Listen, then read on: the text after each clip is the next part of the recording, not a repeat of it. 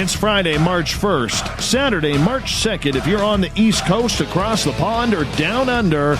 And this, my friends, is Spaced Out Radio. Hope you had a great day and night. I am your host, Dave Scott, broadcasting to you live from the Great White North, on top of the snowy mountains of central British Columbia, right here at SOR headquarters. We welcome you to tonight's show, including on Deep Talk Radio and Revolution Radio. If you want to take a listen to our archives, they are free at youtube.com/Spaced Out Radio. Just do old Davey the favor, hit that subscribe button. Our website is spacedoutradio.com, where we have a plethora of features for you. Rock out to Bumblefoot. While you're listening in, go shopping at our Spaced Out Radio store. It's a great way to support this show. And read up on Captain Shirk's SOR News Wire. Tonight's show is brought to you by the YouTube channel Ensuho. Sebastian Martin brings high-quality messages to the masses. Head to our website, click on the Ensuho banner, and subscribe today. Now, normally, the first Friday of the month, we have our resident ET expert, R. Keith Andrews, joining us for some straight talk on aliens. But Keith is under the weather tonight. But don't you worry, as we'll get enough peak woo in. It's always about the peak woo on this first Friday of the month, as we are joined by Eric Cooper and Megan Gehring.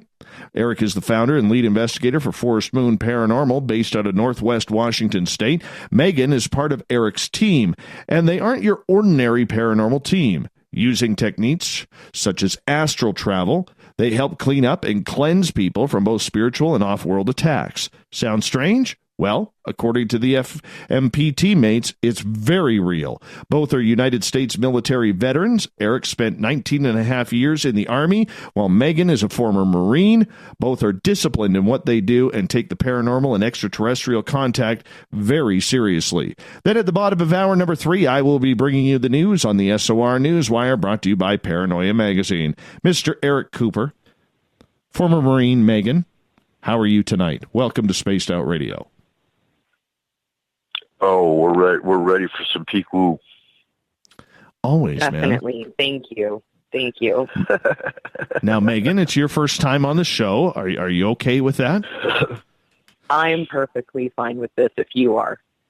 I am very good. That's why we called you. And I want to say thank you so much for stepping on in here tonight, because you guys work with R. Keith Andrews on your radio show up there in the Northwest on Night Dreams Talk Radio called S4. It's a show that kind of delves into the real weird and strange. It happens midnight on Saturday nights, early Sunday mornings on the Pacific time. That would be 3 a.m. Eastern on Saturday nights.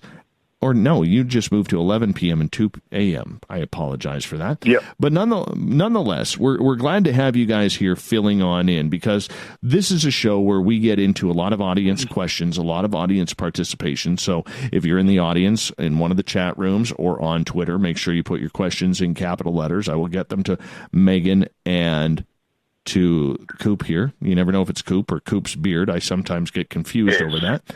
It's Coop's beard tonight. Excellent. Very excellent. Let's get to know you. Anytime we talk aliens, it's Coop's beard. Excellent. Now, we have a couple new stations who may not be very familiar with you, Eric. I know you've been on this show probably more than anybody as a guest, but nonetheless, there's still a big audience out there that hasn't heard from you. How did you get involved in the paranormal, going from the U.S. Army to elite paranormal investigator? Oh, God, we don't have enough time. So, I'm not even going to go into the childhood stuff, because childhood stuff, I had weird experiences, but I never really got interested until about 1990 when I was in the Army. That's what actually catapulted me into the paranormal, and that was in Stuttgart, Germany, where all the weird stuff started happening. So, just in a nutshell, because for lack of time, I've had 5 UFO sightings. One was what we call CE5, where I actually shone a flashlight at a pulsating light, and it came down to about airline height, and then hovered for about 5-10 minutes, and then shot back up where it originally was. The third sighting was in Iraq going over Syria, and that was actually verified by 2. One was a flight mechanic, rotor wing helicopter, The other one was a crew chief, and they both verified with me that it was not terrestrial to their knowledge anyway. It could have been an experimental drone. It didn't make any noise, so that kind of ruled that out. As far as the spirit and the haunting, I have too many stories to talk about on that one. And I know the one most of your listeners like hearing about the most was when we walked through, I guess you would call it a time shift, where we actually saw Hitler and his entourage, and they looked at us. Don't know what they saw, but okay, you got to go into you got to go into detail about that story, because I know you've told it numerous times, but for our new audience just tuning in, they may not have heard it before. This is true. So me and a buddy, we were going downtown Bad Hersfeld. This is still in Germany. He had more experiences in Germany, I think, other than in Atlanta, Georgia, and well, I guess equally in Fort Lewis. But so we were gonna go bar hopping, and we hadn't even had a drink, maybe a drink or two, so we weren't drunk. I know that. But we were walking down an alley. We were walking toward what is called the Ratskeller, and it's kind of like the Chamber of Commerce, the political building of all the little villages. And we had made this trip numerous times. I mean, it wasn't like we weren't familiar with the area. But both of our vision, of course, we didn't know it at the time. We talked like 10 minutes later. But both of our vision went black and white. And as we're walking, we both see this 1920s vintage limousine. One was a German flag, the other was the Nazi flag. And out of the Ratskeller comes Hitler and his entourage. Now, bear in mind, we're seeing this in black and white vision. But they all stopped and looked at us. Now, I don't know if they didn't look shocked. They looked like it was just an everyday, oh, look, it's Germans walking down the street. They didn't see U.S. military in jeans and T-shirts. I don't know what they saw, but they weren't shocked. And we took a left. We went on up the street. Our vision went back to color. We walked in solids for about 5 or 10 minutes. And then he stopped and said, wait a minute. Did you see something weird back there? And I looked at him and said, wow, you saw that too? 1920s vintage. And he finished my sentence with, yeah, and Hitler and his people, you know. So we both saw the same thing at the same time, black and white vision. And it was like we went back in time or went through a time warp or time shift, whatever you want to call it. Still can't explain it to this day. I've gone back into Facebook groups for Bad Hersfeld and just to see if anyone else has had any strange encounters in Bad Hersfeld without giving any information. You know, I wanted to see if anyone else would come up with, oh, yeah, I walked in a time shift. But it hasn't happened. It doesn't mean it's never happened, before. I don't know. But so catapulting into 1994 is when I got in the alien abduction and the UFO field. And I was kind of thrust into that field directly by a personal friend that was an abductee. Never been into the abduction or UFO field prior to this. And my first book I picked up was Dr. David Jacobs' Secret Life of Abduction. Probably the best book for anyone that wants to learn a quick, quick information. That was the best book I could have got. Didn't know it at the time. But ever since then, I've been deep in the UFO and abduction side of things. FMP actually started in Iraq in, I guess, 2004, 2005, when I ran a pagan group. And being pagan, you are actually, paranormal's reality. We deal with spirits and the fae and, things of that nature based on our belief system. So we were dealing with paranormal without dealing with paranormal, if that makes sense, because it was reality. So, getting out of the Army, we'd done, quick investigations and whatnot on and off. The team actually formed in depth and intensely in probably about 2010 when I got out. And we started the Astral team up 2012 and been hard charging ever since. The Bigfoot side I didn't get into until about 2014 when I had my first Bigfoot knocks, started seeing tracks. things of that nature. So we've been into the Bigfoot side since about 2014 intensely. But we deal with roughly 3 to 4, sometimes 5 cases a day, sometimes more, because being on the astral, we actually handle cases globally. So that's a very quick nutshell version. And Megan, how about you? How do you go from United States Marine to astral traveler and paranormal investigator?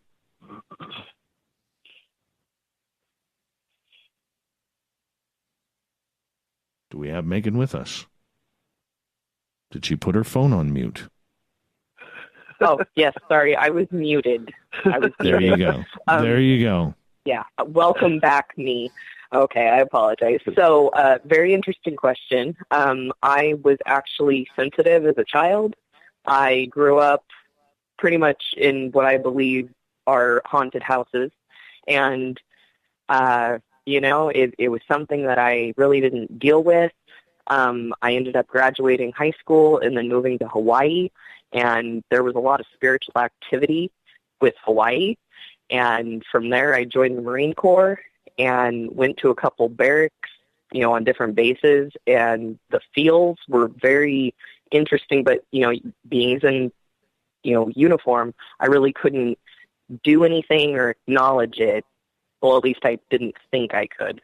So I just kind of ignored it and went on with my life. And while I was stationed down in Yuma, Arizona, I had the opportunity to join a paranormal group. And I joined it. I was with them for about a year, and I really loved investigating, and we dealt solely with spiritual activity. And from there, I ended up getting out of the Marines, moving back home to Washington, and it has been something that has always popped up here and there. And I myself have had a Sasquatch track through my yard. That was 2 years ago. I have seen UFOs and multiple craft that I believe are terrestrial. However, they're unknown, so I will still claim UFOs, but my belief is that they're terrestrial. Never in a million years did I think I would be working on an astral level, but that opportunity was presented when I joined FMP.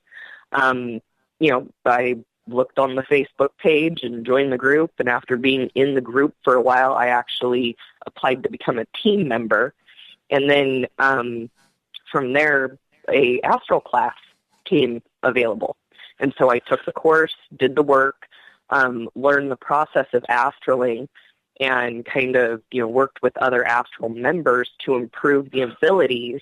And here I am today. So in totality, I've been working in the field for 13 years on and off.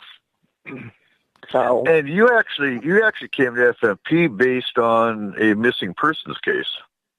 Yes, the missing persons case was very interesting because I don't watch the news much at all, and I kept having a spirit come to me.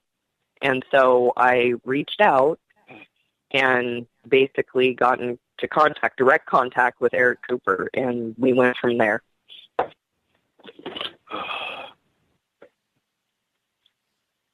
Very interesting in regard. No, I'm not. No, I'm not.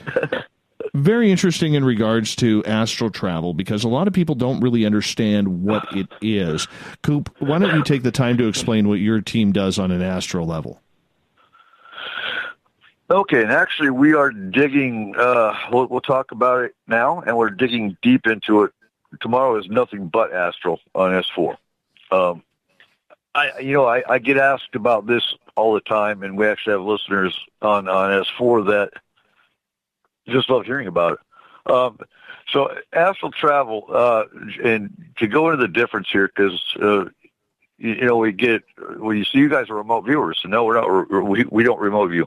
Remote viewing. So that was a project back in the CIA in the 60s and 70s, where they would basically consciously leave their mind. It was based on a set of grid coordinates, which I believe, and I can't prove it, I believe the grid coordinates they used were actual astral grid coordinates, because you can't physically use grid coordinates to remote view Jesus Christ or the moon. And, I've read books on remote viewing where they actually did this. So you consciously leave your mind and you go to grid coordinates, and they used it for spying in Vietnam. They used it for spying during the Cold War on Russia. And some people say there's no danger to it. Some people say there is. Personally, I don't think there really is, because you're not interacting. There is no there's no interaction. It's simply viewing. Now, with astral travel, what you'll find is out-of-body experience is a precursor for many people that don't know they're astraling, but they have an out-of-body experience, or they travel in their dreams, they travel in their sleep, things of that nature. So what we do, we have a course that we teach of basic astral, and with astral, it's unique on the paranormal level, because spirits and even off-worlders or aliens don't expect humans to come to them through another dimension. So we have the element of surprise on one side. On the other side, being astral, they can communicate. So we can actually talk to the spirits. We can actually, I don't think you've talked to a couple aliens, I think, haven't you, Megan? Correct. What's yeah, so like? We can. It doesn't happen too often. Megan, what's that like in an astral setting? My first experience with it was a telepathic communication. My ears started ringing, and I remember our Keith actually pretty much pre-coaching me for this type of situation. He said that it's pretty much like fine-tuning an old AM/FM radio with the dials, and I recalled him saying that. And so what I did, once my ears started ringing, I tried to change my frequency that I was projecting to match and then receive whatever message this small 4-foot gray alien was trying to tell me. And I actually did not hear words. I ended up seeing a picture.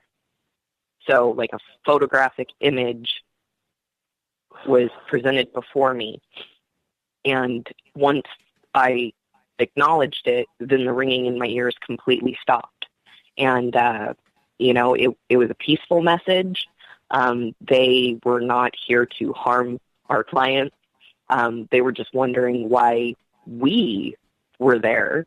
So, and he explained that there was pretty much 3 phases to, in the photograph, he was showing 3 phases of basically abduction.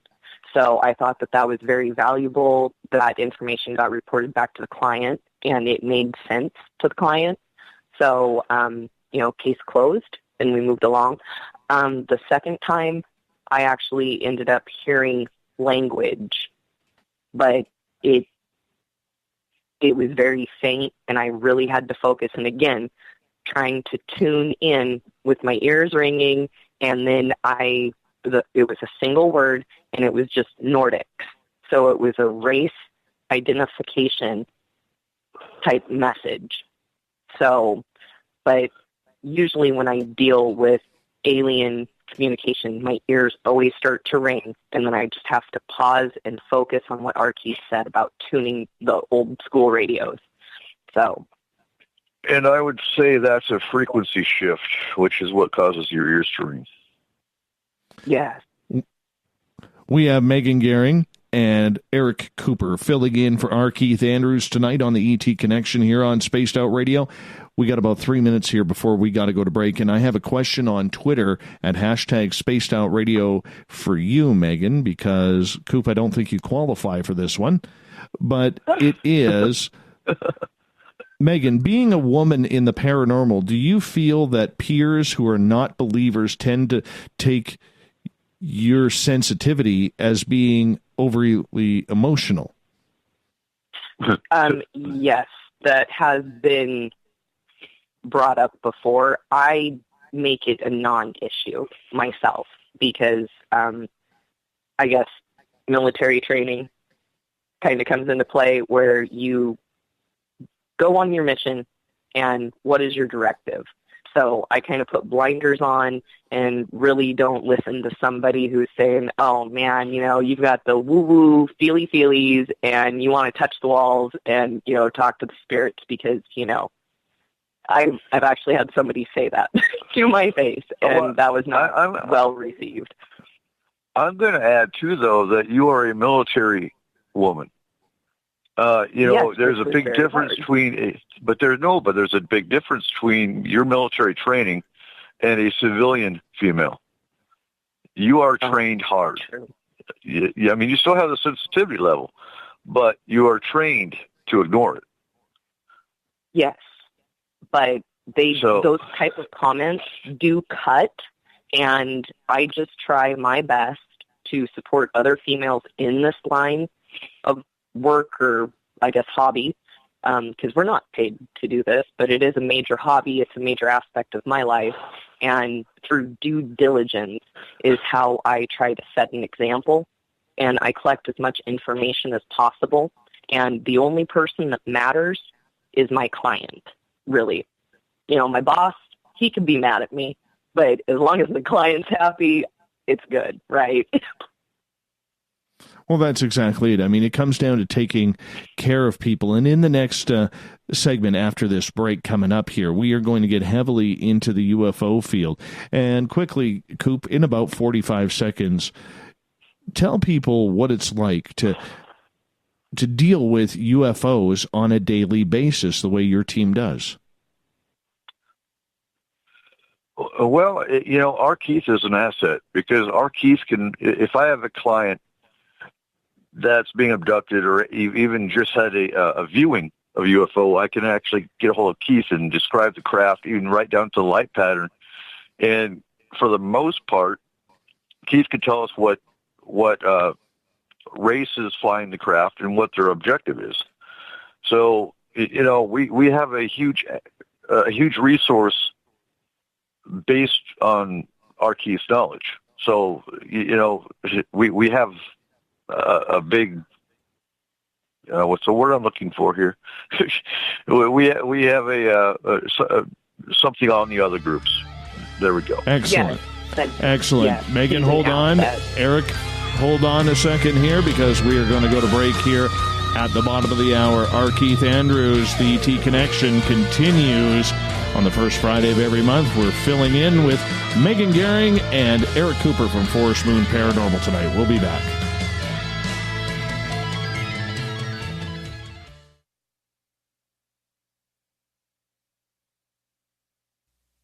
You're listening to Spaced Out Radio Live with Dave Scott on the Deep Talk Radio Network. Hello, this is your guitar man, Ron Bumblefoot Thal, and I have to tell you, I love the response I get for Little Brother is Watching from Spaced Out Radio fans. It's amazing how music can inspire and make people think deeper about what's going on in the supernatural world. You can head over to my website, bumblefoot.com, to check out my music, my guitar workshops, my touring, even check out some of the hot sauces that I'm working on. And make sure you keep on listening, because with Spaced Out Radio, you know Little Brother is watching. Visit purpleplates.com today. For over 40 years, the Purple Energy Plates have been delivering amazing results for their many customers. Inspired by the great genius Nikola Tesla, the harmony, healing, and energetic effects of the plates have proven over and over to be beneficial and often miraculous to thousands of customers. Check their site for daily specials and choose from their many energy products. You won't be sorry.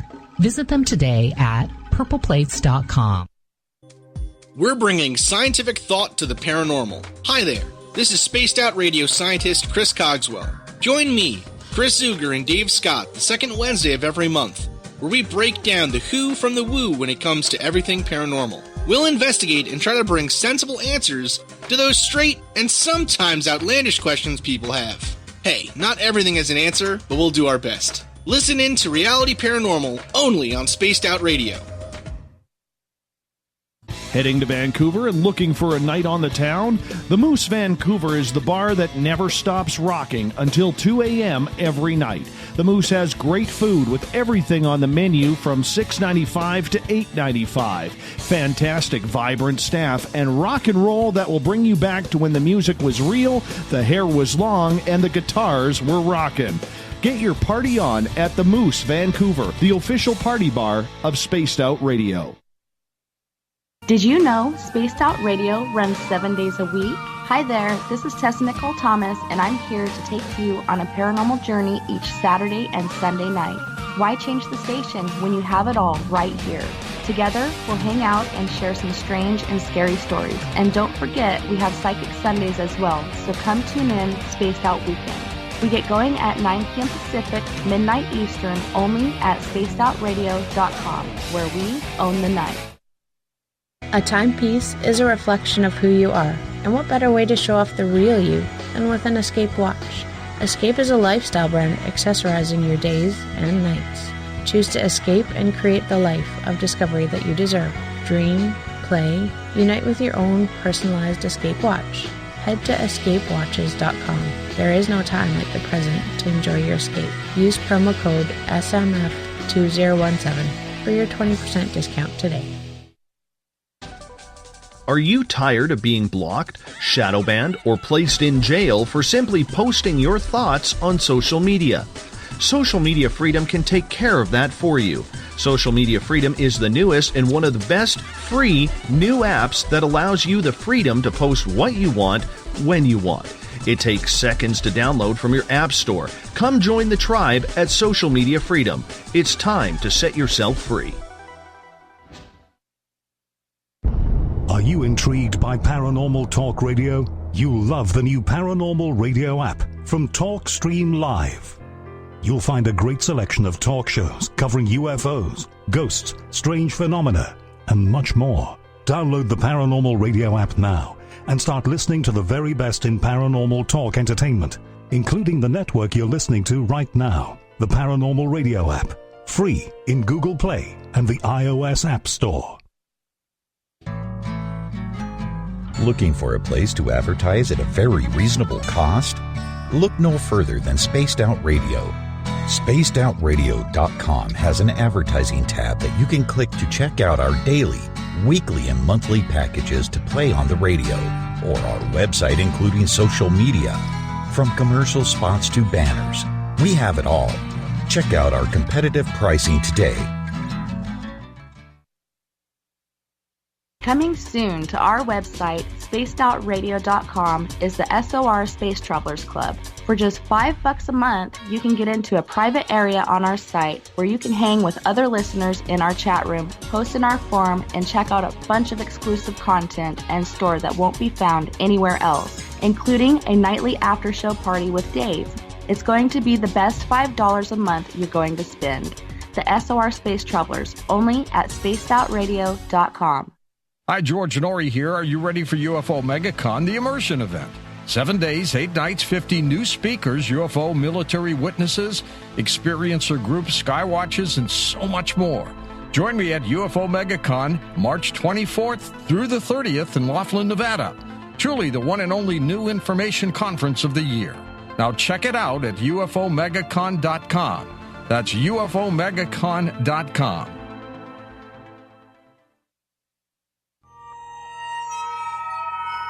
You hear footsteps in the empty room above you. A rocking chair begins rocking by itself. Don't be afraid of the things that go bump in the night. Reach for Spirit Storybox, the iPhone app the Huffington Post UK called the only ghost hunting app you will ever need. Spirit Storybox. The spirits are telling their stories. Are you listening?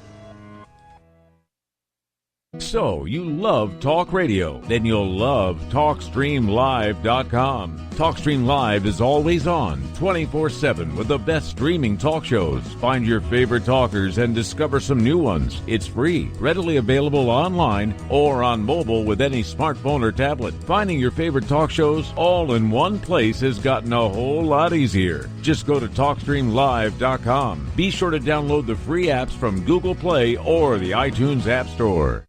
Hi there, this is Geraldine Orozco from San Francisco's Bay Area Meditation.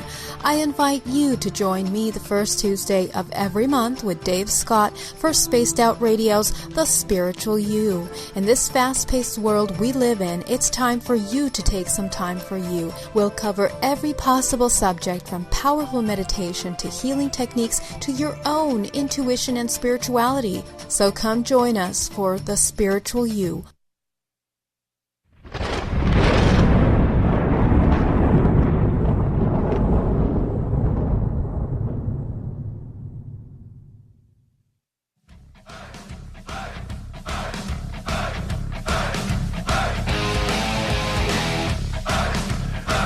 Welcome back to the second half hour of Spaced Out Radio. I am your host, Dave Scott, sitting in the captain's chair of SOR headquarters right here in the frozen Canadian tundra. Remember, during our show, it's always a good time to head over to our website, spacedoutradio.com. Click on our shop tab where you can pick up some swag. It's a good way to support what we do on a nightly basis, so go check that on out. Tonight, it's the ET Connection. Normally, we have R. Keith Andrews here the first Friday of every month, but he has fallen ill with the flu. So filling in from Forest Moon Paranormal are Eric Cooper and Megan Gehring tonight. Glad to have both you with us. Thank you. Oh, it's always fun. Always fun. Thank you. Thank you. Glad to be here. And, you know, I was thinking, Dave, it was exactly 3 years February that I found SOR. Really? Yep.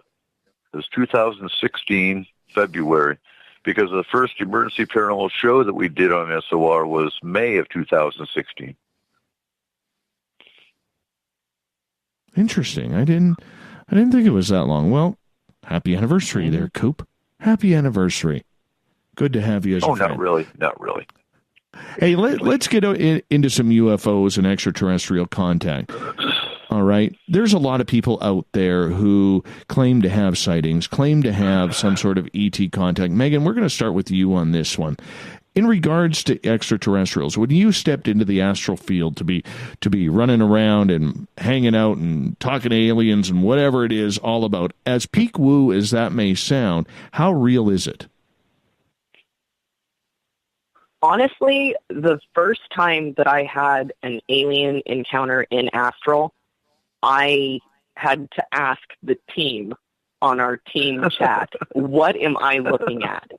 Like, and I described it, and Eric's laughing like he is right now, and he actually said, "Oh, congratulations, you're dealing with a mantid." Yeah, I remember that. I was in the tunnel in Texas. Yep, and I was floored, and luckily we were working as a group. There was 3 of us, and so we were able to try to negotiate, but then it led to an astral combat situation. And we ended up collapsing this tunnel, and I was so shocked. I was so shocked. I was not expecting that. Also, being fairly new to the astral portion of the team, I had been doing astral since September. So September, October, and then this was late November. So I was only astraling for about 3 months at that time. And it had been run-of-the-mill hauntings, or fae. And this was my first alien case. And I was just like, wow. And I wanted to tell the world what I saw. I mean, I was like, I saw an alien. They exist. They're real. Like, I got overly animated about it. But, again, the client said that she was suspicious of being abducted, so we assumed that there was some aliens. And, I figured it was going to be like X-Files or stock photo type stuff. No, this was a giant mantis-looking thing with some armoring. And, that is peak woo, I think. But it was super real to me. And let me clarify something, real, because Julian's in the chat, and she asked what so a mantis looks kind of like a giant praying mantis. That's why they're called mantids. Yep. They oftentimes work with grays. You won't usually find a mantid that race does not work alone, generally speaking. They're generally security or guards, sometimes scientists or scientist assistants to the Greys.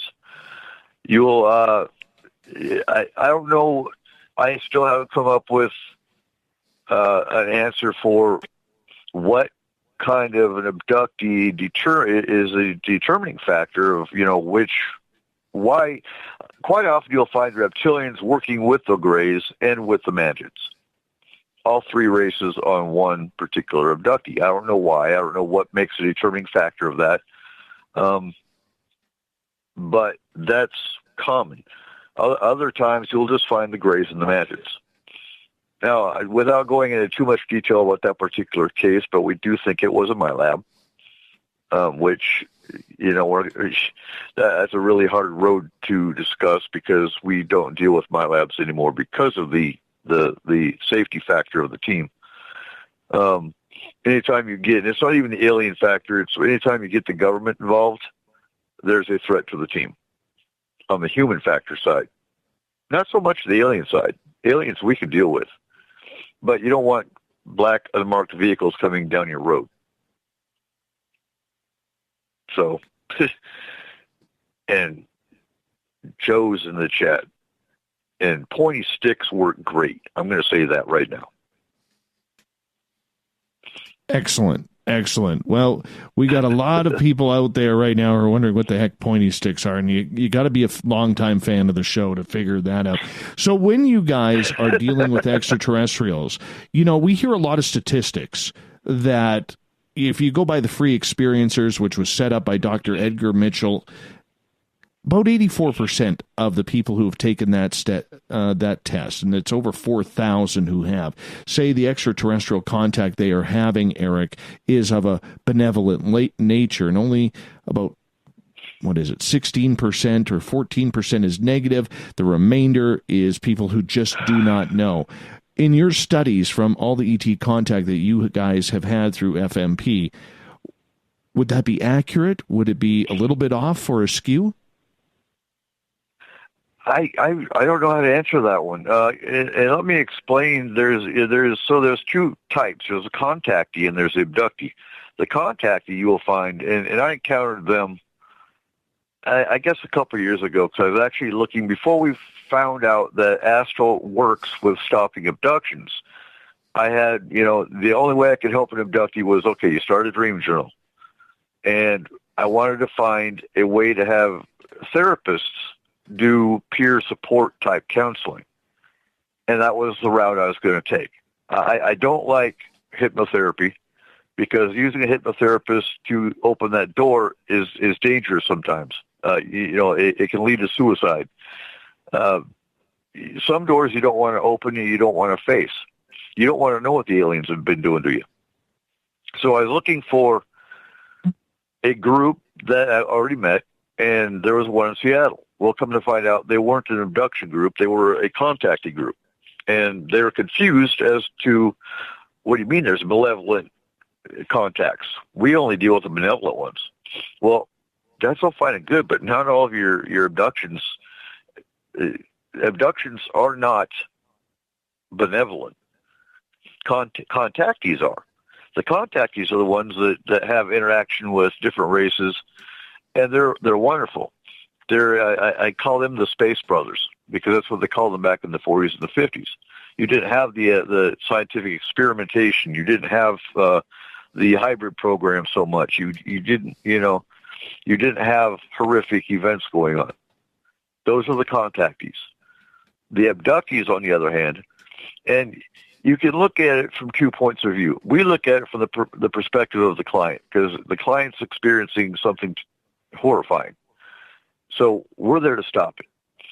But if you look at it from the alien perspective of some of these races, they don't understand the causing pain. They don't understand the empathy side of it. They're there because they're curious. It's a science. It's much like humans do to animals. It's curiosity. They're doing science experiments or medical experiments. If you saw fire in the sky and you saw a needle going through Travis Walton's eye, that is real. That does happen. They don't. They get confused because this person is screaming in pain. They don't know pain. So when you look at statistics, I'm going to go on a limb and say it's about 50-50. We don't deal with contactees, though, because we don't deal with the benevolent side of it. We're here to stop abductions. Interesting. So, Megan, when you look at what Eric had just stated, and you look at the statistics of the people that you have, you're mainly dealing then with people who are having negative contact, correct? Absolutely. You just hit the nail on the head. All of our clients are in an extreme amount of frustration. They want the abduction stopped. Their panic level. I don't want to say paranoid, but they do carry traits of extreme paranoia. We come in and try to rectify the situation as best as we can and end or, try to end or kind of kill the contract. The Greys, the contracts that I've worked with have always been the Greys or even a reptilian. So those are largely negotiation or removal of tracking devices. We can do that astrally. I have not yet had a client say, oh yeah, I get abducted all the time, but don't worry about it. Deal with my ghost or something. I haven't had that happen yet, but some people. We have had a couple. Oh, have we? Yeah. Oh, that was a year or two ago. That was before you came on the team. That they didn't want the abductions to stop. They just wanted to know who and why it was. They didn't have anything horrific, but because I think in some cases you have Stockholm Syndrome, which is where they feel a love for the aliens that's being fed by the aliens. I do think that happens in maybe a couple cases, Then you have the abductees that we had one that was seeing holograms, and that's done through an implant in the middle of the brain. He didn't want it to stop. He wanted the holograms to stop, but he didn't want the experience to stop. So you do occasionally have the client that doesn't want the abduction to stop. They're not horrified, but they want to know what race it is and what the agenda is.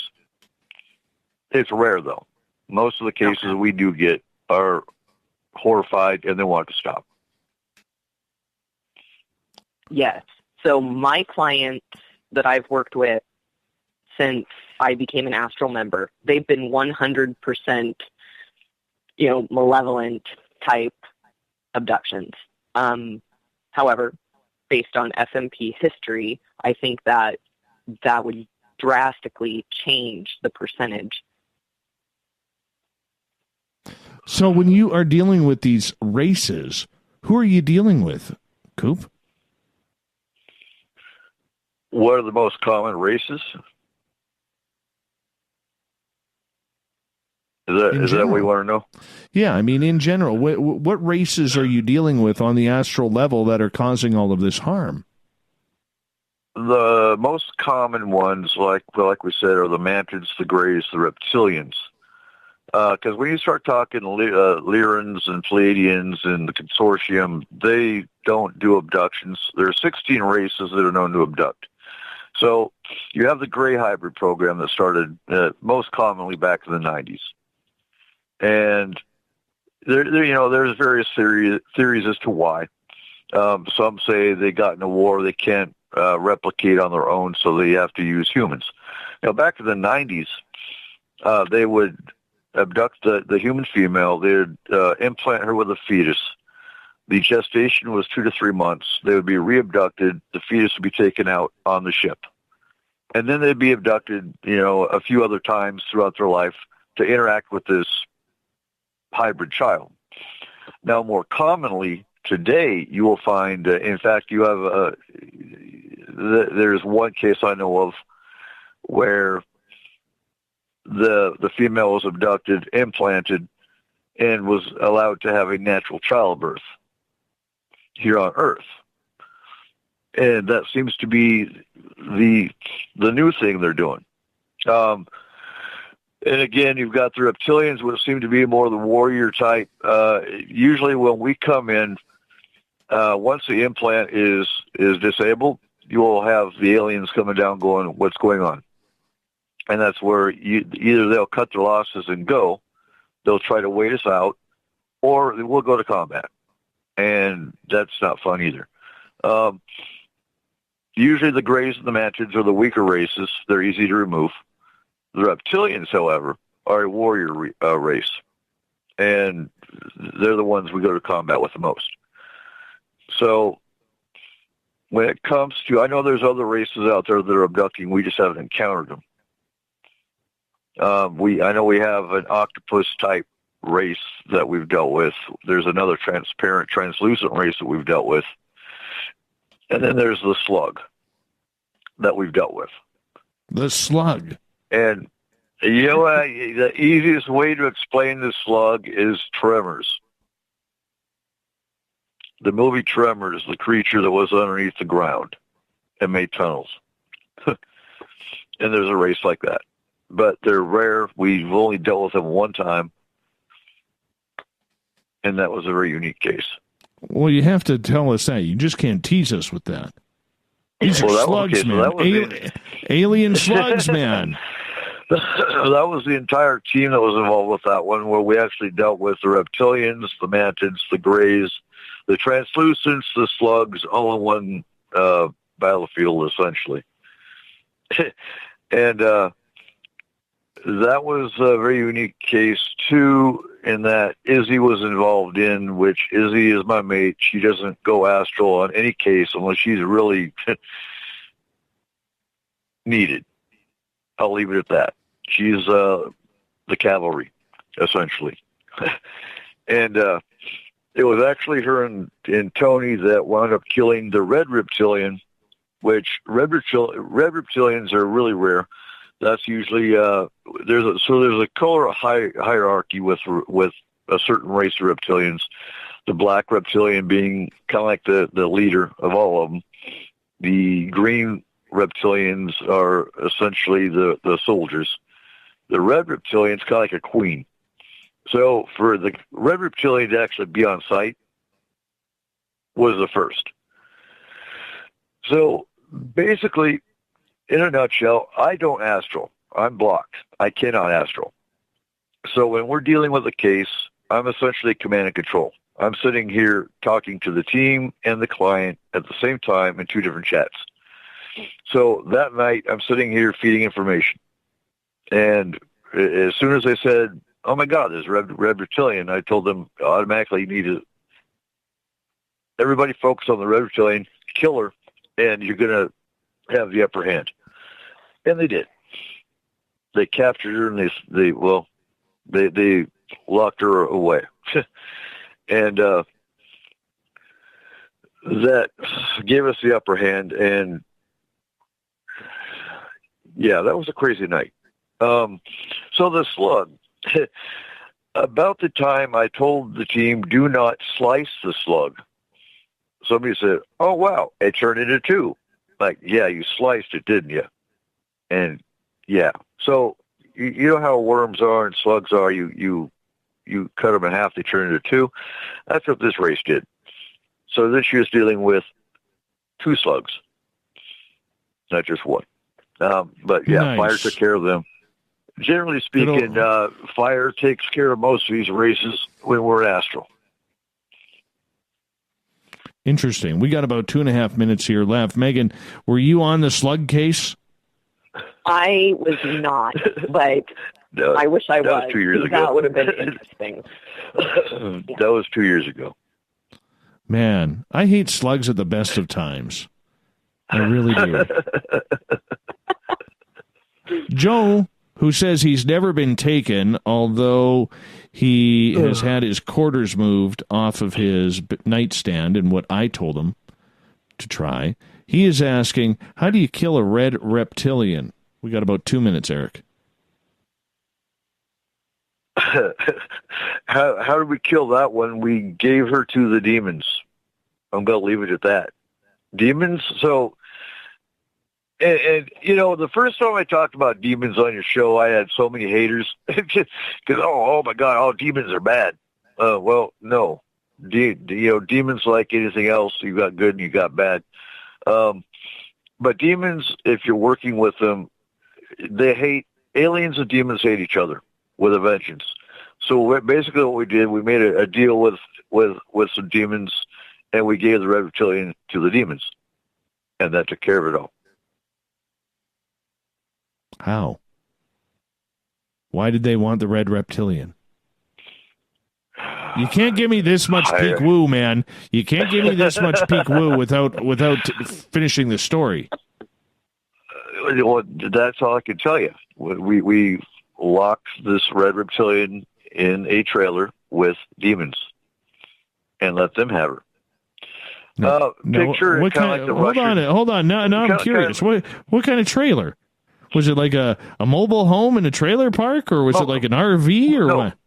Okay, mobile home, but not in a trailer park, just a mobile home. All right. But picture it kind of like back in the Cold War, Russians and Americans. That's kind of how they see each other. Gotcha. I understand that. Yeah. Okay. You wanted peak woo, and I gave you peak woo, and that's reality in our world. And no, we're not on medication. Wow. All right. Oh. Trailer park demons. I didn't know they existed. That is some major peak woo right there. Eric Cooper and Megan Gehring from Forest Moon Paranormal are filling in for R. Keith Andrews tonight on the ET Connection. If you're in one of the chat rooms, make sure you put your questions in capital letters. It's all the only place we take them. And on hashtag Spaced Out Radio on Twitter. We'll be back with hour 2 after this.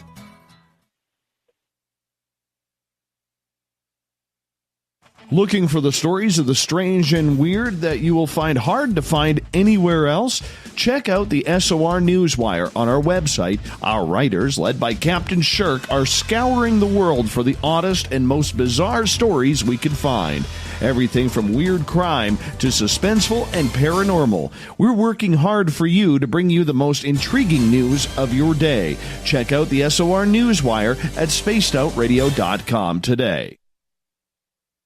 Every night on Spaced Out Radio, we have places for you to hang out. Hi, this is Carl. Join our SOR Space Travelers group on Facebook for live chat. On Twitter, using hashtag Spaced Out Radio. You can also join us in our Spreaker chat room. Check us out on Instagram at Dave Scott SOR. All of our archives are free on YouTube at Spaced Out Radio. By the way, I'll be watching you at your window until you do. Bye! You're listening to Spaced Out Radio Live with Dave Scott on the Deep Talk Radio Network. Find your escape where time has no limits. It's about living today and cherishing the heritage of yesterday. A spirit of adventure for what is new with the nostalgia of the past. Your timepiece is a reflection of who you are. Life surrounded by beauty from the world around us to the soul within. EscapeWatches.com. There is no time like the present to enjoy your escape. Use promo code SMF2017 for your 20% discount today. Hi, George Norrie here. Are you ready for UFO MegaCon, the immersion event? 7 days, 8 nights, 50 new speakers, UFO military witnesses, experiencer groups, skywatches, and so much more. Join me at UFO MegaCon, March 24th through the 30th in Laughlin, Nevada. Truly the one and only new information conference of the year. Now check it out at UFOMegaCon.com. That's UFOMegaCon.com. Get your horns up with me on Spaced Out Radio. This is Ron Bumblefoot Thal. Come tune in to SOR where you can hear me rock out with Little Brother is Watching, the official theme song of Spaced Out Radio. And then come on over to bumblefoot.com where you can find out about my tour schedule, my music, and everything else. Bumblefoot.com keeps you up to date on what I'm doing and the best way to stay in touch with my music and music camps. Sign up for my newsletter at bumblefoot.com and remember, Little Brother is watching. You know, it's hard being the bad man of ufology, but that's just the way that I like it. This is Chris George Zuger, and I'll be hanging out with Dave Scott and SOR scientist Chris Cogswell for Reality Paranormal, the second Wednesday of every month. And our job is to break it down and come to conclusions as to what is really going on in the supernatural world. I'd love for you to join us right here on Spaced Out Radio. Visit purpleplates.com today. For over 40 years, the Purple Energy Plates have been delivering amazing results for their many customers. Inspired by the great genius Nikola Tesla, the harmony, healing, and energetic effects of the plates have proven over and over to be beneficial and often miraculous to thousands of customers. Check their site for daily specials and choose from their many energy products. You won't be sorry. Visit them today at purpleplates.com. You hear footsteps in the empty room above you. A rocking chair begins rocking by itself. Don't be afraid of the things that go bump in the night. Reach for Spirit Storybox, the iPhone app the Huffington Post UK called the only ghost hunting app you will ever need. Spirit Storybox. The spirits are telling their stories. Are you listening? The Call of the Wild is in Vancouver. The Moose Vancouver is one of the hottest bars and restaurants in the city. Open until 2 a.m. nightly, the Moose will rock you like a hurricane all night long. Great food with everything on the menu at $6.95 near the corner of Nelson and Granville. Get your horns up and come rock with us. The Moose Vancouver, the official rocking bar of Spaced Out Radio.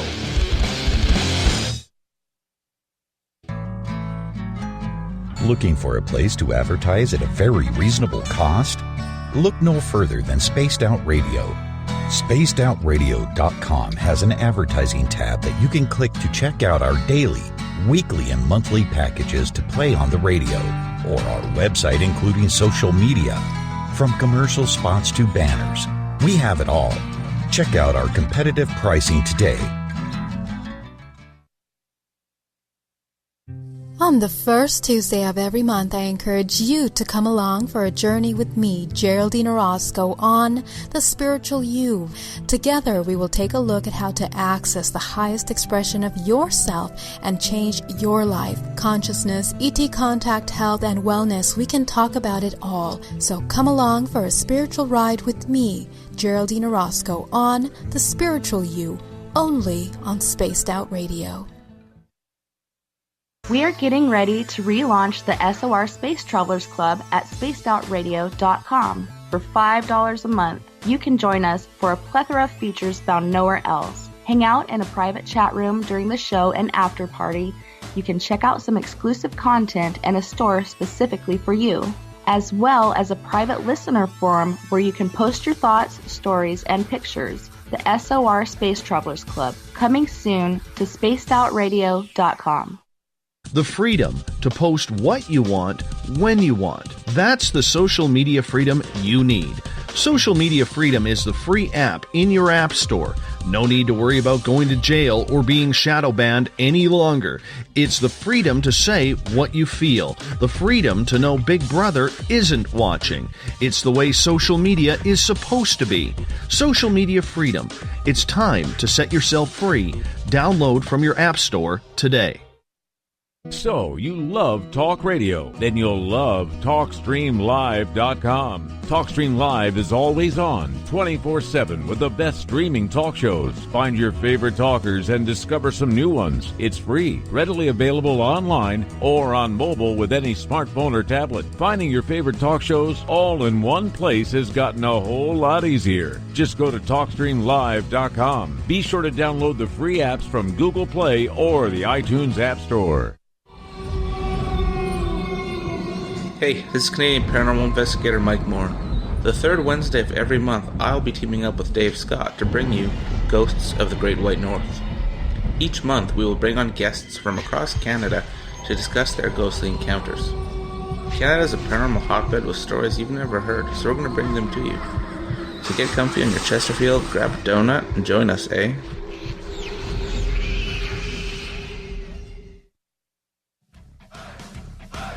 You're listening to Spaced Out Radio with Dave Scott.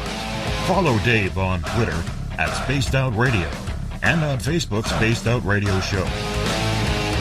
Welcome back to hour number 2 of Spaced Out Radio tonight. I am your host, Dave Scott. Thank you so much for being with us this weekend while I am off finding my Zen and my Chi. Tessa Nicole Thomas will be back with Spaced Out Weekend. She gets going at 9 o'clock Pacific, 12 o'clock a.m. Eastern, only at spacedoutradio.com. We welcome back everyone listening in on our terrestrial affiliates, KDUM, AM 1030, Reedsport, Oregon, KZFX 93.7 FM in Ridgecrest, California, WQEE 99.1 FM in Noonan, Georgia, and UPRN 107.7 FM in New Orleans. On the digital side, hi to everyone listening in on Revolution Radio and Deep Talk Radio tonight. Don't forget you can check out all of our archives for free at youtube.com/Spaced Out Radio. Just do old Davey the favor, hit that subscribe button. The Desert Clam has set the password for tonight in the SOR Space Travelers Club. Pneumono ultra microscopic silicovolcanico coniosis. Oh my gosh, I think I got it. Pneumono ultra microscopic silicovolcanico. Make that volcanoconiosis is your password. Make sure you use it wisely, Space Travelers, as the Clam sets the password each and every night right here on the mighty SOR. Our website is spacedoutradio.com, where we have a plethora of features for you. You can rock out to Bumblefoot, go shopping at our Spaced Out Radio store, read up on Captain Shirk's SOR Newswire, and so much more. Our Keith Andrews, the ET Connection, happens the first Friday of every month. However, we are without Mr. Keith tonight, as he is sitting on the bench with a flu, but filling in from Forest Moon Paranormal is Eric Cooper and Megan Gehring. We're glad to have them with us. We are hitting some peak woo tonight with these two. Welcome back to the show. Peak woo. Always. Always peak woo, my friend. If we can't woo on a Friday night, that's where we get into trouble. And, you know, we get to it. Let's get to Kevin's question right in the chat room right off the bat. And he is asking, Eric, what kind of alien smells the worst? So in my personal encounters, it would be, and I'm not sure specifically, Keith could tell you, but it's one of the races of reptilians. Now, I've encountered them twice. Once was when I was stationed in Atlanta, Georgia. And it wasn't, it's hard to explain. And if you want peak woo, but, I've never seen them physically. You can feel them, and they smell like rotting flesh in sewer. And yes, I've smelled both. Not even counting the reptilians. But that is what they smell like. And they are a very negative flesh-eating race. One of them is. And, the first time I encountered them would be 99, 2000, somewhere in that ballpark. And I stepped out of my apartment and never seen a praying mantis before, but I had like 5 praying mantises on my apartment step. And that's weird. Going from never seeing one to them. And I stepped out of my apartment around them and felt a presence, and I smelled the smell. And, I'd already been researching and into the UFO and alien side for about 6 years by then. And all of a sudden, I got a splitting pain in my head and pain in my stomach. And that lasts for about 10 seconds, and I could pretty much pinpoint where they were. And 10 minutes later, it was like I heard a dog whistle. That's what it sounded like. And it was gone. The pain was gone. Everything was gone. The praying mantises were gone. Now, really not sure what came and rescued me. I still don't know. I just know whatever showed up and made, this whistle called them away. The second time I encountered them would have been in 1997, I think it was. And that was at Fort Lewis, Washington, which is a hotbed for reptilians.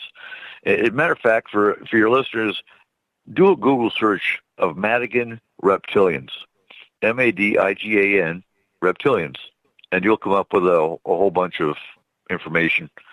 So there's supposed to be a story that the reptilians have a tunnel that goes from Mount Rainier to underground old Madigan on Fort Lewis.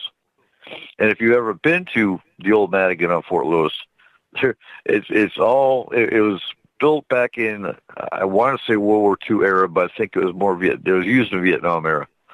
And it's all about 10 acres, all spread out. And there's an elevator that goes down. Now, some would say, oh, yeah, back then they had elevators that went down to the electrical wiring and things like that. But if you look at the pieces, if there's an underground tunnel that goes to Mount Rainier, naturally it's going to have an underground, an elevator that goes down. And that whole area is just, you want the heebie-jeebies, that area will give it to you. In 1997, I pulled into the shopette. That's like a military gas station / 7-Eleven type store. And as soon as I stepped out of my van, I felt the same presence that I'd felt in Atlanta, and complete with the smell. And it's ironic, but somebody said, "Hey, your van is leaking," and that van never ran again. We actually had to tow that van from the shopette back to our housing, and it never started after that. Weird. So, that was just, it was weird. You want peek woo, there you go, peek woo. The reptilians killed my van. Well, that's not nice to blame the aliens for killing your van there, man. Definitely not. Megan, have you come across any odorous, pungent aliens in your travels? Yes. And actually, I had to contact Archie for help because it was a smell I was not familiar with. It was rotted fish and very strong, disorienting type level of ammonia. And I explained it the best of my ability to Archie, and he kind of chuckled, and he said, "Oh, well, that's a Neptune-derived alien race." I was like, "Oh, very interesting." So I don't have the name of that race, but aliens from Neptune are very odorous, and it's not in a good way. And those are the two worst smells in my book, rotten fish and strong chemical ammonia. All right, let's move on here. Uncle Dale and his power stash have a question. Megan, we'll start with you on this one. How do you exert force on an intangible entity when you're astral traveling? Okay, so with astral, we are manipulating the energy field. Our astral bodies are there on an energy plane. And say I'm fighting a reptilian, I would manifest ice or pull out an ice wand or a sword that is, shielded with ice. Reptilians don't like cold. Most of them don't. So I find ice very effective. If it was something like the mantid, that was fire. And again, it was just, you almost have to have a very good imagination when it comes to astral, because as long as you can think it and believe you can manifest it, it usually happens. And there has been a little bit of trial and error. The first reptilian that I dealt with, I was like, fire, ice, I don't know, both. And, it affected it. So, I was happy. But then I learned that ice was more effective. So as long as you can manifest something, and that is the same thing with, the protective work that we do.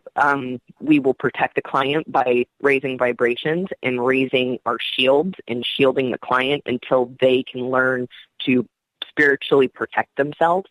So we do a temporary shielding, and we could actually put traps in our shielding. So if an entity returns, it can get stuck, like in the wall per se. And I was taught that by a team member, and I was very grateful because I wouldn't have thought about that. But she was basically like, yeah, just put a trap. And I'm like, just a trap? So I come up with these like Ghostbuster trap things that I put in the wall, and I have caught entities. So as long as you can believe in the manifestation, you transfer that energy and it carries to your astral body, and boom, it's happening. So it's manipulation of the energy. I want you to go a little bit deeper in that. What do you mean by fire and ice? Okay, so I love fire. One of my hobbies is to burn a lot of stuff. I'm a very outdoorsy person, and I'm always, got a crackling fire in the yard. So I'm very familiar with the feel of fire and what it takes to make a fire. So in astral, I will, conjure up the feel of fire, the super heat on my face, and just kind of direct it. Sometimes it's like a lightning bolt type image. Other times, like I said, it's a tool, a pointy stick, a sword that is coated in the fire element or ice element. And if you were referring to why I was flip-flopping with the fire and ice, it's because I'm solo. That was my first reptilian, and I just was like, fire. Fire didn't work, so I went ice. Ice kind of didn't work, so I went back to fire, and it was almost like the scene from the Disney movie, and the good witches are fighting with Cinderella's dress and going red, blue, red, blue, red, blue. I couldn't make up my mind. So I was fire, ice, fire, ice, fire, ice, and finally I just blasted it with both, and the thing disintegrated. Interesting. Very interesting. Let's get to another question from Uncle Dale here. I think this one's from his mustache, though. He says, how do you know that anything real is actually happening when you manifest an ice sword? I think that's a good question. That is. Client reports back, and the client is also not seeing an alien right in front of them. So, again, this is on the astral plane, which is a total manipulation of energy. And when we go in as a team, we will actually kind of recap like, oh, that was so cool that, I would have never thought to use X, Y, and Z.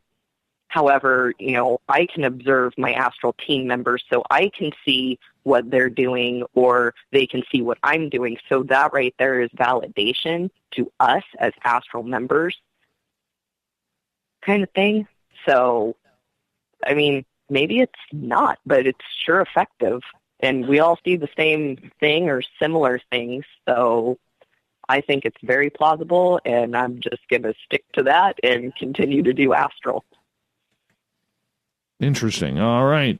Let's move on to Julian's question. And the question is, Coop, we'll get your opinion on this one. Do you think Wall Street is the reason why we don't have full disclosure? I think it might be part of it. I think our full disclosure comes from, well, frankly, national security. When the government can't, tell the American people, for example, that we're secure and there's nothing they can do about it. They're probably worried it's going to cause panic, for one. Then you go to the treaty. I can never remember the name of the treaty, but the treaty was Eisenhower. If they came out and said, yeah, we've made contracts with aliens in exchange for technology that they can take you guys, how much anger that would cause. I think there's a lot of reasons they won't come out with disclosure. But at the same time, haven't they already? Look at Reagan. Look at the 1952 flyover of the UFOs over the White House. It wasn't government disclosure, but it was disclosure in a sense. As far as Wall Street, I don't think so. What do you think, Dave? I mean, we've talked about this before. What do you think about the Wall Street side? There's the rumors. If you listen to Dr. Stephen Greer, and trust me, I say that with an extreme grain of salt. Okay. Mm-hmm. And, he sits there and says that disclosure was going to happen, and then 9/11 happened and ruined everything for everybody. And, the disclosure crew ran home with their ball and left the game and so on and so forth. I don't know if I really buy that, okay? I don't think that it has any Wall Street or anything has anything to do with disclosure at all. This is a part of the military-industrial complex, and if there are alien craft here and there are sitting at places like Area 51 or Dulce or Dugway, wherever it may be, they're not going to worry about what some suit in Washington or in New York is saying over this. They're going to be worried about whether or not they want to get the message out because they've got enough technology that they've already figured it out. That's my opinion of it. Agreed. Especially when there's alphabet soup agencies that people have no clue about. They don't care. No, it's not about caring. It's more so about just trying to figure out what is right and what is wrong. You know what I'm saying? And that's what I'm trying to figure out, because I don't see that happening at all. I really don't. I don't see the Wall Street having any pull on it. To me, it's a complete version. Pardon me. What's the word I'm looking for here? It's a complete distraction for people trying to figure out what is truly going on. And that's where I don't feel that it's really necessary to sit there and say, we can blame Wall Street or we can blame whatever we want to blame on it. But I don't think that's right. It's the military-industrial complex. If the craft are here, they want to make sure that they got it for their toys first. I mean, Eric and Megan, you guys are both in the U.S. military. You know that you guys got the best toys before anybody else, because that's just what it's all about. Look what DARPA creates all the time. DARPA creates it, the military plays with it. Exactly. Mm-hmm. All right. Let's get to Denny's question here. Denny is asking, have either of you heard of another Earth-like planet in our same orbit, but on the other side of the sun? That is definitely an R. Keith question. I have heard Keith talk about it. I can't go into detail because I don't know the details. That is interesting. I have not heard that specifically, but I have heard that the asteroid belt in our solar system that separates our main planets are, where Earth is, and then we've got the asteroid belt, and then you've got the larger, different gas giant planets outside of the asteroid belt. I have heard that the asteroid belt used to be an Earth-like planet, but it was destroyed, and that is technically the rubble. So that's the closest version I've heard, but I have not specifically heard that there was a second Earth sharing our solar system, but opposite of the sun. Mm-hmm. Yeah, I'm not buying that. I'm not buying that. I don't believe it. I think that I don't think scientists. I mean, if you believe scientists are, and I'm going to be the realist here. If you believe that scientists are not playing with this, if they're not admitting to flat Earth, I guess that's what I'm saying. If they're not admitting that flat Earth is real, be damned if they're going to be hiding another planet or something along those lines. I just don't buy that whatsoever. Things like that. Mm-hmm. At least that's my opinion. I could be wrong, but I'll give them the benefit of the doubt. That's for sure. I have heard Keith talk about that planet though, but that's Keith's got the information. Definitely in our Keith question. Definitely in our Keith question. That's for sure. We can agree on that. We can totally agree on that. Danny has a follow-up question here. What do you guys think on hollow Earth or flat Earth? What's your opinions? Okay, flat Earth. Right, flat Earth. I have no belief in the flat Earth. Hollow Earth, however, I've done studies on the hollow Earth, and I do believe that the poles. Just my personal opinion, I believe the aurora borealis or the northern lights at times can be the light coming from the entryways to the hollow Earth. That's just my personal opinion. They come up with scientific explanations, and I definitely believe them as well. But I do believe sometimes there are doorways at the poles, especially Antarctica, that are entryways into hollow Earth. Really? I didn't think you were a hollow Earth kind of guy, man. I really didn't take you for the hollow Earth kind of guy. You seem more like Admiral Byrd, but I think Admiral Byrd actually came upon that. To be honest with you, could be. Hop in, Megan, if you want. Very, very interesting topic with Antarctica. Side note, Linda Moulton Howe is coming out with a whistleblower series, and she has been speaking quite openly about some activities regarding Antarctica. Mm-hmm. So, very, very interesting. As far as flat Earth, I would need incredible proof. I have looked at it. I find some of the experiments that people are actually doing or theories as to why very fascinating, because you can tell they have put a lot of thought into explaining this. And I myself do not believe it, because if I go outside, I started to notice all my trees kind of lean south just a little bit. And I'm like, all my trees lean south. So I think we're stuck on a round Earth. As far as hollow Earth, I believe there is a layer to Earth that is unknown. I personally have astraled to a Jurassic-like cavern system, but as far as hollow Earth, again, I would need to see a lot of proof. I haven't booped into the middle of the Earth and can verify it's hollow, so unless I see it astrally.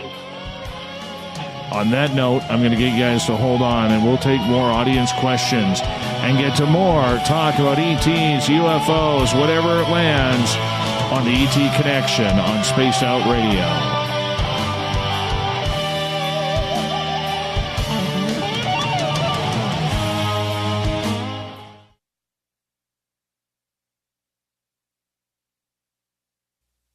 You're listening to Spaced Out Radio Live with Dave Scott on the Deep Talk Radio Network. Are you tired of being blocked, shadow banned, or placed in jail for simply posting your thoughts on social media? Social Media Freedom can take care of that for you. Social Media Freedom is the newest and one of the best free new apps that allows you the freedom to post what you want when you want. It takes seconds to download from your app store. Come join the tribe at Social Media Freedom. It's time to set yourself free. Hi, George Norrie here. Are you ready for UFO MegaCon, the immersion event? 7 days, 8 nights, 50 new speakers, UFO military witnesses, experiencer groups, skywatches, and so much more. Join me at UFO MegaCon, March 24th through the 30th in Laughlin, Nevada. Truly the one and only new information conference of the year. Now check it out at UFOMegaCon.com. That's UFOMegaCon.com.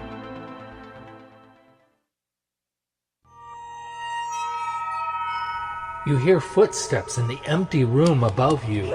A rocking chair begins rocking by itself. Don't be afraid of the things that go bump in the night. Reach for Spirit Storybox, the iPhone app the Huffington Post UK called the only ghost hunting app you will ever need. Spirit Storybox. The spirits are telling their stories. Are you listening? Visit purpleplates.com today. For over 40 years, the Purple Energy Plates have been delivering amazing results for their many customers. Inspired by the great genius Nikola Tesla, the harmony, healing, and energetic effects of the plates have proven over and over to be beneficial and often miraculous to thousands of customers. Check their site for daily specials and choose from their many energy products. You won't be sorry. Visit them today at purpleplates.com. We're bringing scientific thought to the paranormal. Hi there, this is spaced out radio scientist Chris Cogswell. Join me, Chris Zuger, and Dave Scott the second Wednesday of every month, where we break down the who from the woo when it comes to everything paranormal. We'll investigate and try to bring sensible answers to those straight and sometimes outlandish questions people have. Hey, not everything has an answer, but we'll do our best. Listen in to Reality Paranormal only on Spaced Out Radio. Looking for a place to advertise at a very reasonable cost? Look no further than Spaced Out Radio. SpacedOutRadio.com has an advertising tab that you can click to check out our daily, weekly, and monthly packages to play on the radio, or our website including social media. From commercial spots to banners, we have it all. Check out our competitive pricing today. A timepiece is a reflection of who you are, and what better way to show off the real you than with an Escape watch? Escape is a lifestyle brand accessorizing your days and nights. Choose to escape and create the life of discovery that you deserve. Dream, play, unite with your own personalized Escape watch. Head to escapewatches.com. There is no time like the present to enjoy your escape. Use promo code SMF2017 for your 20% discount today. Coming soon to our website, spacedoutradio.com, is the SOR Space Travelers Club. For just $5 a month, you can get into a private area on our site where you can hang with other listeners in our chat room, post in our forum, and check out a bunch of exclusive content and store that won't be found anywhere else, including a nightly after-show party with Dave. It's going to be the best $5 a month you're going to spend. The SOR Space Travelers, only at spacedoutradio.com. Are you intrigued by Paranormal Talk Radio? You'll love the new Paranormal Radio app from TalkStream Live. You'll find a great selection of talk shows covering UFOs, ghosts, strange phenomena, and much more. Download the Paranormal Radio app now and start listening to the very best in paranormal talk entertainment, including the network you're listening to right now, the Paranormal Radio app, free in Google Play and the iOS App Store. Hello, this is your guitar man, Ron Bumblefoot Thal, and I have to tell you, I love the response I get for Little Brother is Watching from Spaced Out Radio fans. It's amazing how music can inspire and make people think deeper about what's going on in the supernatural world.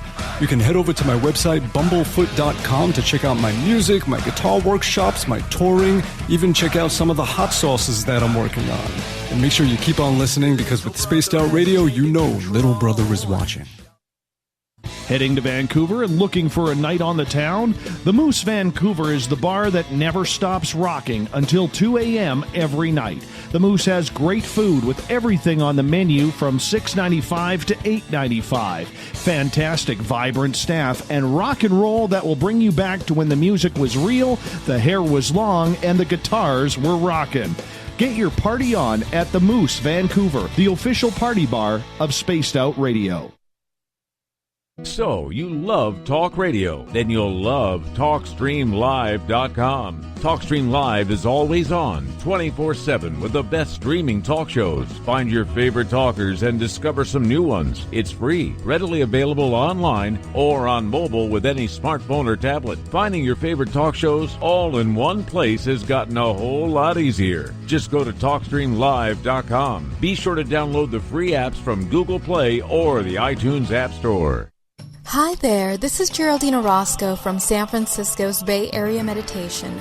I invite you to join me the first Tuesday of every month with Dave Scott for Spaced Out Radio's The Spiritual You. In this fast-paced world we live in, it's time for you to take some time for you. We'll cover every possible subject from powerful meditation to healing techniques to your own intuition and spirituality. So come join us for The Spiritual You. Did you know Spaced Out Radio runs 7 days a week? Hi there, this is Tessa Nicole Thomas, and I'm here to take you on a paranormal journey each Saturday and Sunday night. Why change the station when you have it all right here? Together, we'll hang out and share some strange and scary stories. And don't forget, we have Psychic Sundays as well, so come tune in Spaced Out Weekend. We get going at 9 p.m. Pacific, midnight Eastern, only at spacedoutradio.com, where we own the night.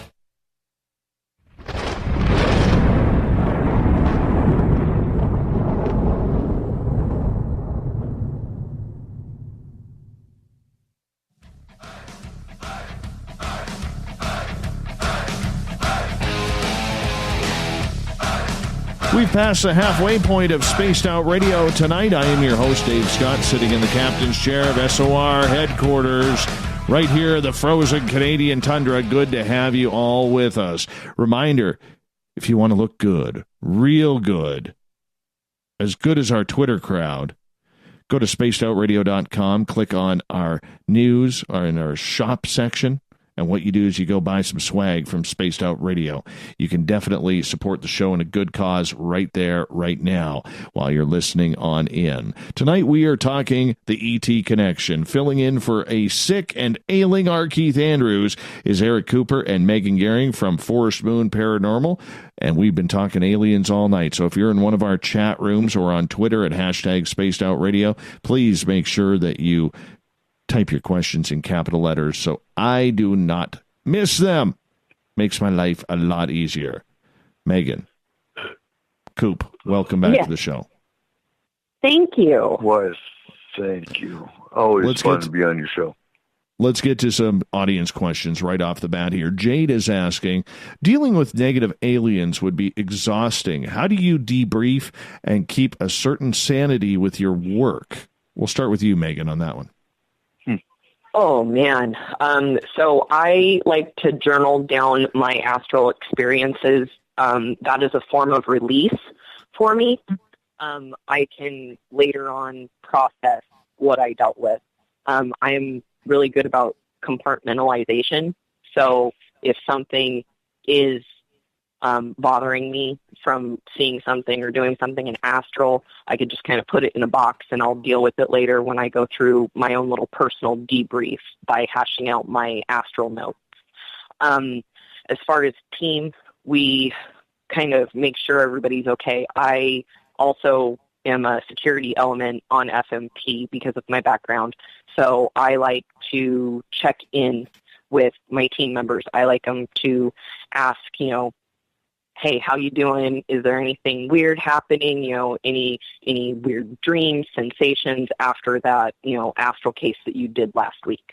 So I like to try to keep tabs on the astral members personally, and I do kind of write issues down as they occur.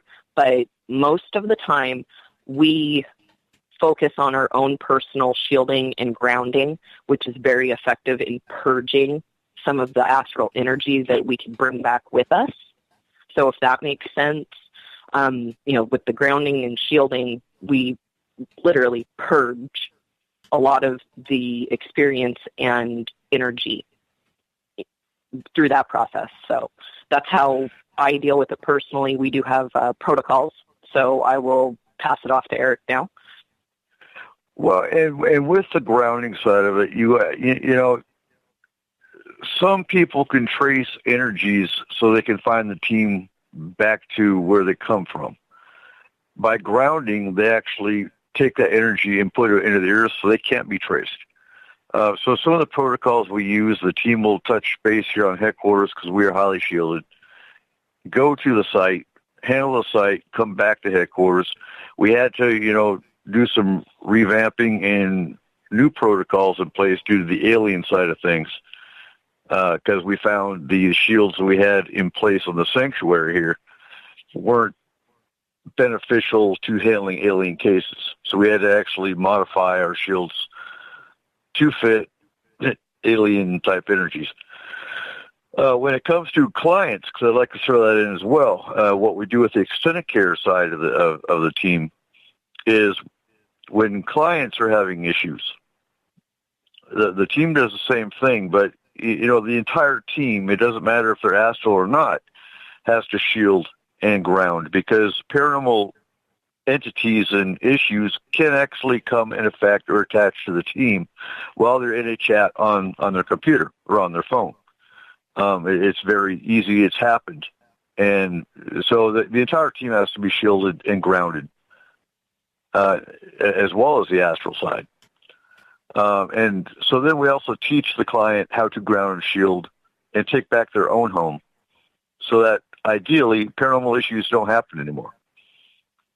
So that's how you deal. And, writing down your experiences, like Megan said, is a perfect therapy. You're basically releasing your thoughts onto paper. And you can read them back later. I mean, years later, you oh my God, that happened. Oh, that's right. I remember that case, because we could literally write a book based on the caseload we got. Because you figure 3 to 4 cases a day times 365 days. And I remember most cases we've done over the last 12, 13 years. So, yeah, excellent question. But all right, that's it. That's it in a nutshell. All right, continuing on with Jade, second part of her question, and we'll start with you, Eric. Do you have dealings with positive aliens or entities to help balance things out?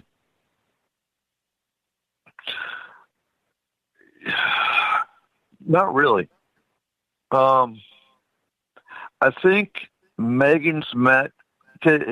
You look at grays and you think they're all negative. Well, the one that the one that Megan actually met, I wouldn't say they were negative or positive. They were indifferent.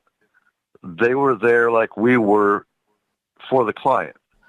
Now, I don't trust any of them because any of them can be deceitful based on their own agenda. So, when you talk to Keith and you hear about the consortium, I believe the consortium is there, but are they there for the humans? No, they're not.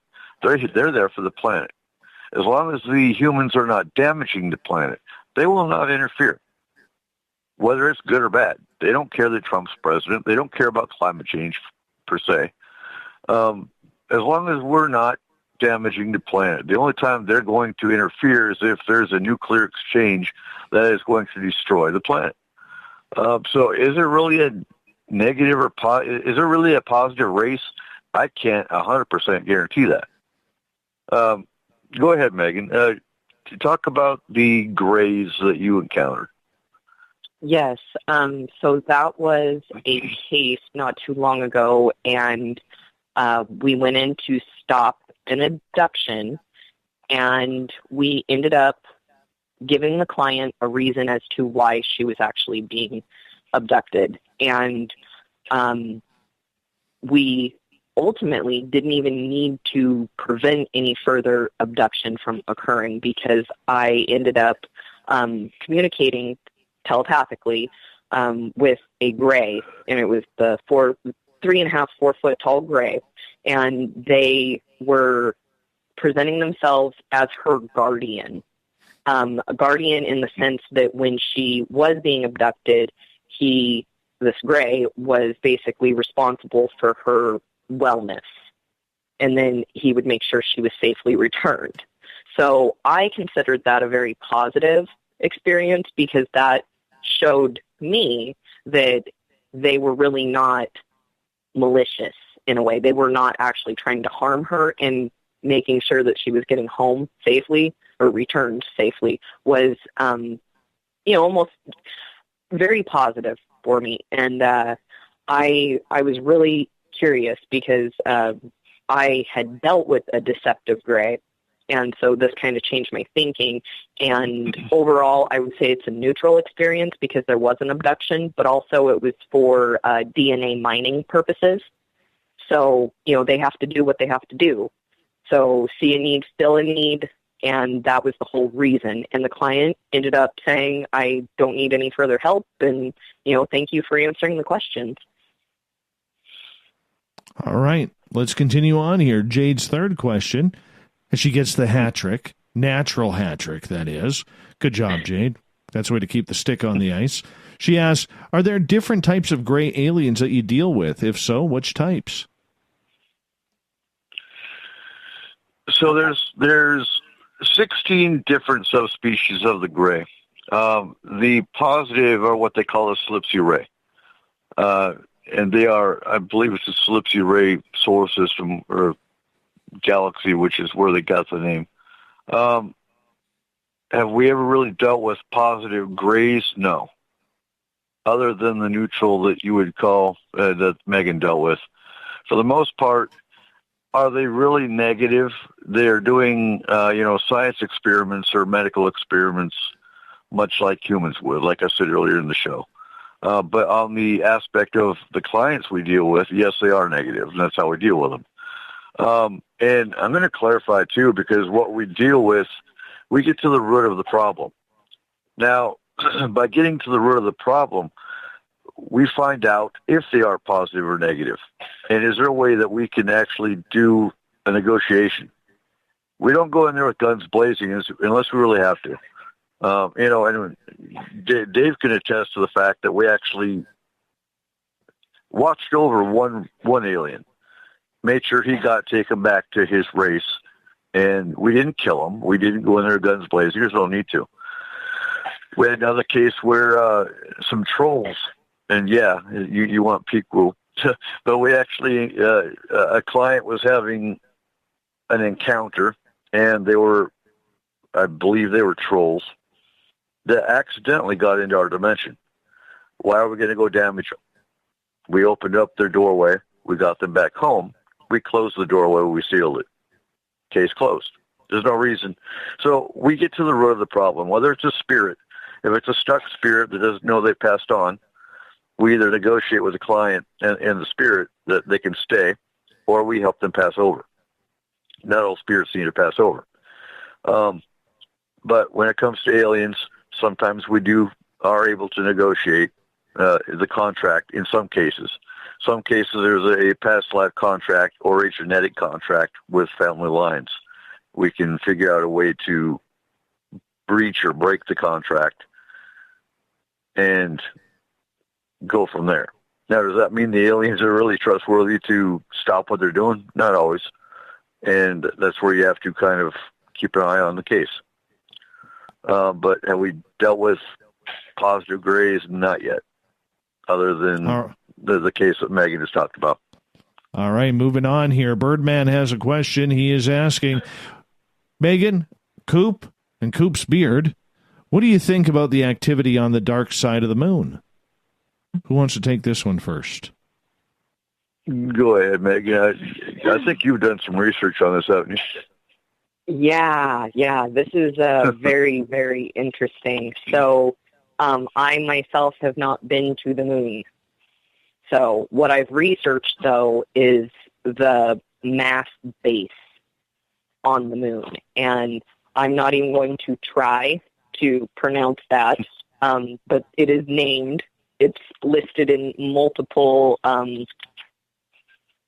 YouTube documentary type platforms, and also Arkeith could properly say it. So I'm not even going to try to butcher this, but it starts with an M. You could Google moon base, also. It is very interesting because I have dealt with a client as well who said that this client was being taken to the moon, and our client had sketches of what the moon base looked like, and that is what prompted me to do further research, and it was very, very accurate. His renderings were very accurate. It is not a good feeling. The moon base portion that I've investigated was very much the Mill Lab experiment. So it was very compelling. I, though, have never been there astrally. So it's almost a no zone for me, especially because I'm not professional astral yet. I'm not super confident in going there by myself. So, well, to be completely honest with you, I wouldn't put the astral team in those predicaments anyway, just due to the danger level. There's certain areas you just don't mess with, just out of safety of the team, and that's one of them. Definitely. Very interesting. Definitely. Very interesting. Well, you know what? We're definitely going to move on here in questions. And how should I ask Kevin's question? Oh, we got time yet. I'll save that one. But let's get to Uncle Dale. He's got a couple of questions. Let's start off with this one as we got about 6 minutes left before we go to break at the top of the hour. It's the ET Connection with Eric Cooper and Megan Gehring tonight. Uncle Dale and his mustache are asking, in your astral combats, has anyone been defeated in an astral fight and suffered physical, mental, or PST damage, Megan? In my time with FMP, we have had some physical repercussions. PTSD, not so much. Again, this is all astral projection, so we kind of know what we're getting into with the pre-investigation questionnaire that the client fills out. So we kind of already have an idea. And for myself, what I do is kind of do a pre-read, and I will kind of feel out the situation before I actually go astral.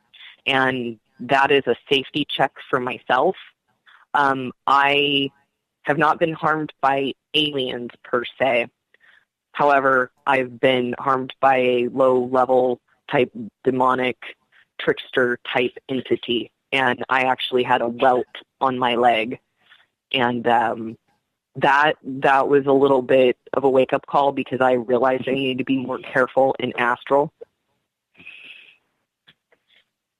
All right. Let's move on to Uncle Dale's second question since we have a few minutes left here.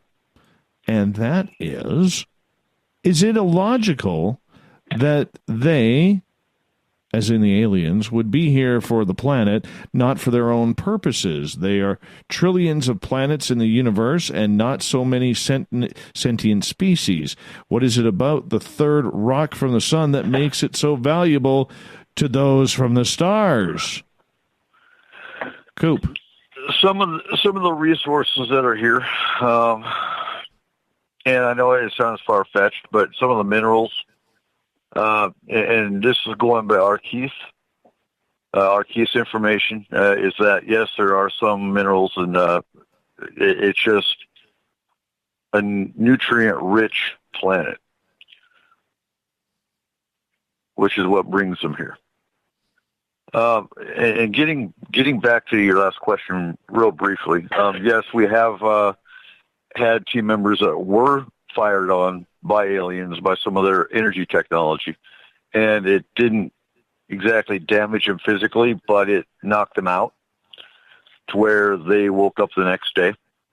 Also, there's technology they've got that causes energy drain to where they can't astral anymore for a certain time period because they have no energy.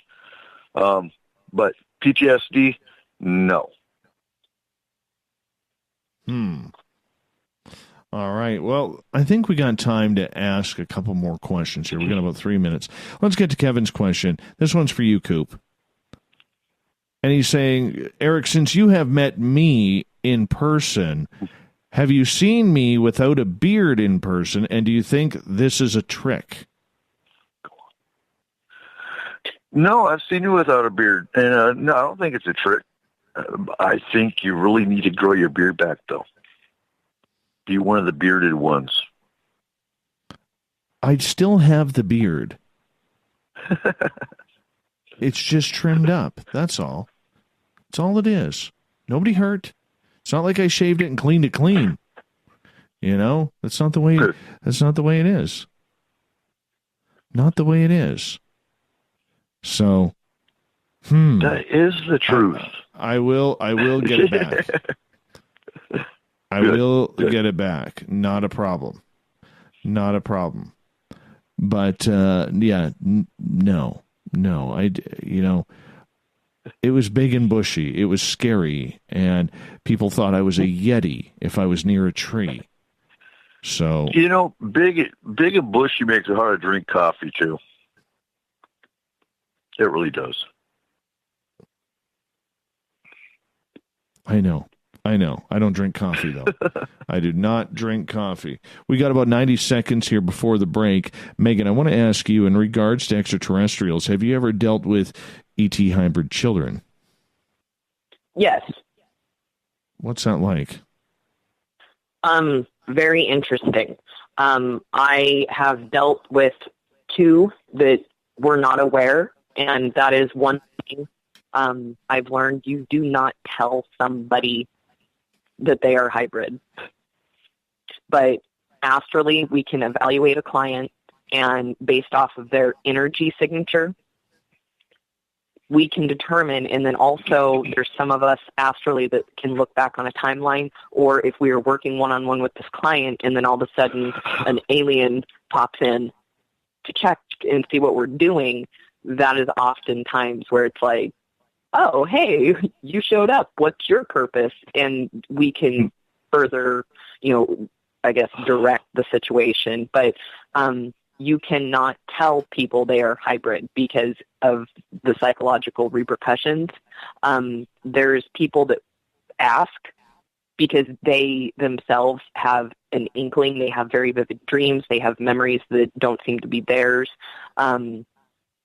And by that, I mean like holographic or past life memory type thing that comes back, a regression type memory, and they want validation. And so at that time, it's okay to tell them that they are hybrid because they're already suspecting. But yes, I've personally dealt with 2 that had no idea. And then I had one client that suspected, and yes, we confirmed that they were a hybrid process. And on that note, I'm going to get you to hold on. Eric Cooper and Megan Gehring are here from Forest Moon Paranormal for the ET Connection. We got them for another 30 minutes on the mighty SOR. Hour 3 coming up next.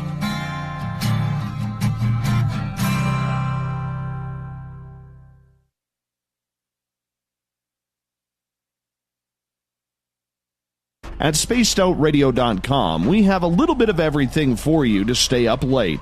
So while you're there, check out our SOR Newswire, where our team brings you stories of the weird and strange to the WTF from around the globe. News on Bigfoot, UFOs, paranormal, Darwinian-type crime tales. It's the stories that the mainstream media usually won't touch. Well, we got them all on the SOR Newswire, only at spacedoutradio.com.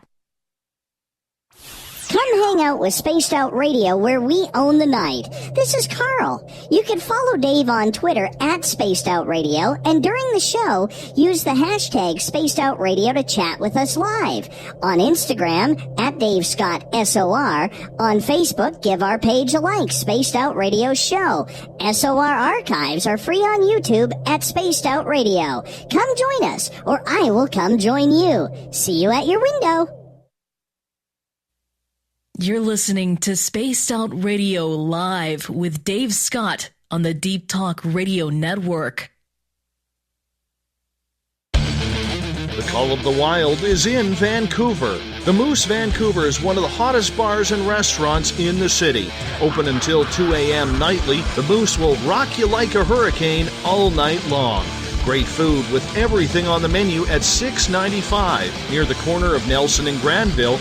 Get your horns up and come rock with us. The Moose Vancouver, the official rocking bar of Spaced Out Radio. Hi, George and Ori here. Are you ready for UFO MegaCon, the immersion event? 7 days, 8 nights, 50 new speakers, UFO military witnesses, experiencer groups, skywatches, and so much more. Join me at UFO MegaCon, March 24th through the 30th in Laughlin, Nevada. Truly the one and only new information conference of the year. Now check it out at UFOMegacon.com. That's UFOMegacon.com.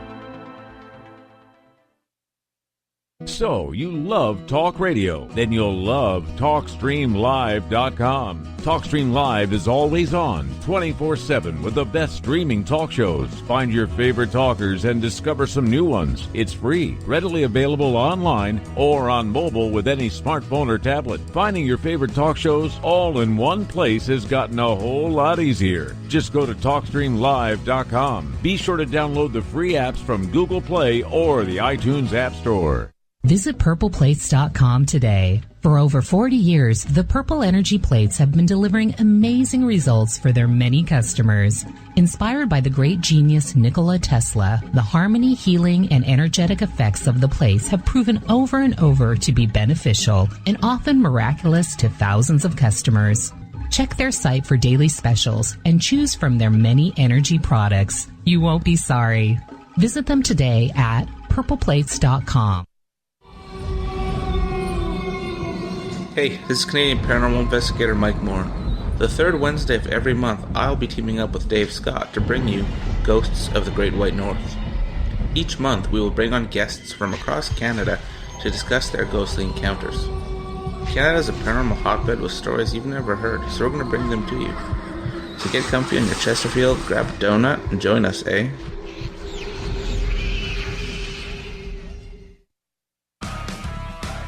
Get your horns up with me on Spaced Out Radio. This is Ron Bumblefoot Thal. Come tune in to SOR where you can hear me rock out with Little Brother is Watching, the official theme song of Spaced Out Radio. And then come on over to bumblefoot.com where you can find out about my tour schedule, my music, and everything else. Bumblefoot.com keeps you up to date on what I'm doing and the best way to stay in touch with my music and music camps. Sign up for my newsletter at bumblefoot.com and remember, Little Brother is Watching. Looking for a place to advertise at a very reasonable cost? Look no further than Spaced Out Radio.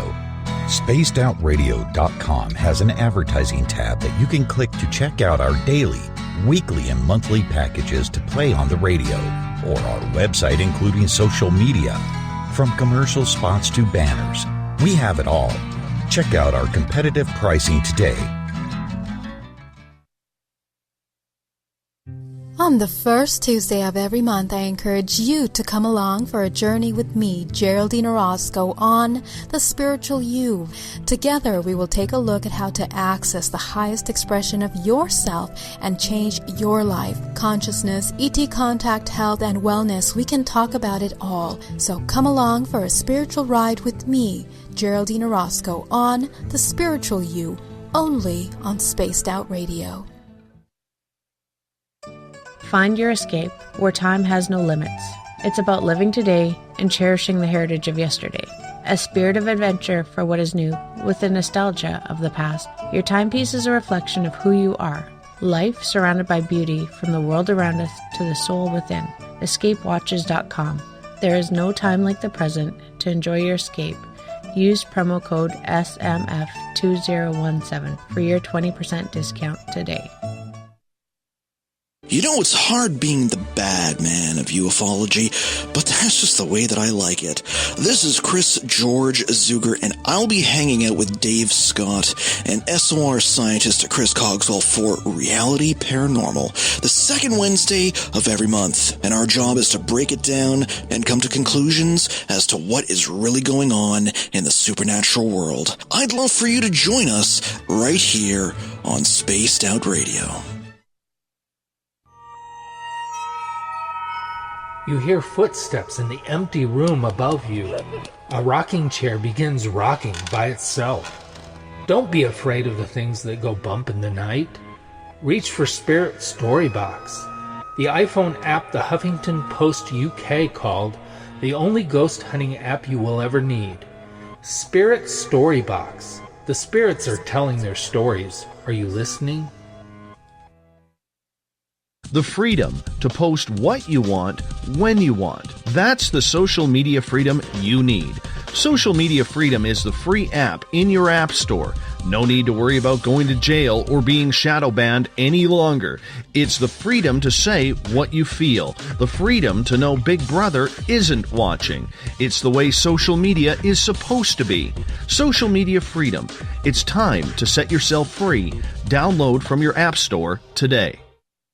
We are getting ready to relaunch the SOR Space Travelers Club at spacedoutradio.com. For $5 a month, you can join us for a plethora of features found nowhere else. Hang out in a private chat room during the show and after party. You can check out some exclusive content and a store specifically for you, as well as a private listener forum where you can post your thoughts, stories, and pictures. The SOR Space Travelers Club, coming soon to spacedoutradio.com. Would you like to connect with us? Head to spacedoutradio.com for all your latest show info. Now, back to Dave Scott and SOR. Welcome back to the third and final hour of Spaced Out Radio tonight. I am your host, Dave Scott. Thank you so much for being with us. Tomorrow night on the show, Tessa Nicole Thomas is back with Spaced Out Weekend. I will be off in the wilderness, finding my Zen and my Chi. Might even do a little skating on the lake this weekend. It's going to be nice. We get going at 9 o'clock Pacific, 12 o'clock a.m. Eastern at spacedoutradio.com. Hi to everyone listening in on KDUN AM 1030 in Reedsport, Oregon, KZFX 93.7 FM in Ridgecrest, California, WQEE 99.1 FM in Noonan, Georgia, on UPRN in New Orleans on 107.7 FM, and on the digital side, Revolution Radio and Deep Talk Radio. Good to have you with us as well. Remember, you can find all of our archives at youtube.com/Spaced Out Radio. Just do old Davey the favor. Hit that subscribe button. The Desert Clam has set the password for tonight in the SOR Space Travelers Club. Pneumano Ultra Microscopic Silicovo Volcanic Conoceus? Oh, I butchered it that time. I had it, and I dropped it on the last third. Pneumono Ultra Microscopic Silicovolcanic Coniosis is your password. Make sure you use it wisely, Space Travelers, as the Clam sets the password each and every night right here on the mighty SOR. Our website is spacedoutradio.com, where we have a plethora of features for you. Rock out to Bumblefoot. Go shopping at our store while you're listening in, because getting some swag for us is a good way for you to make sure that you can support this show. And of course, there's Captain Shirk's SOR Newswire and much more.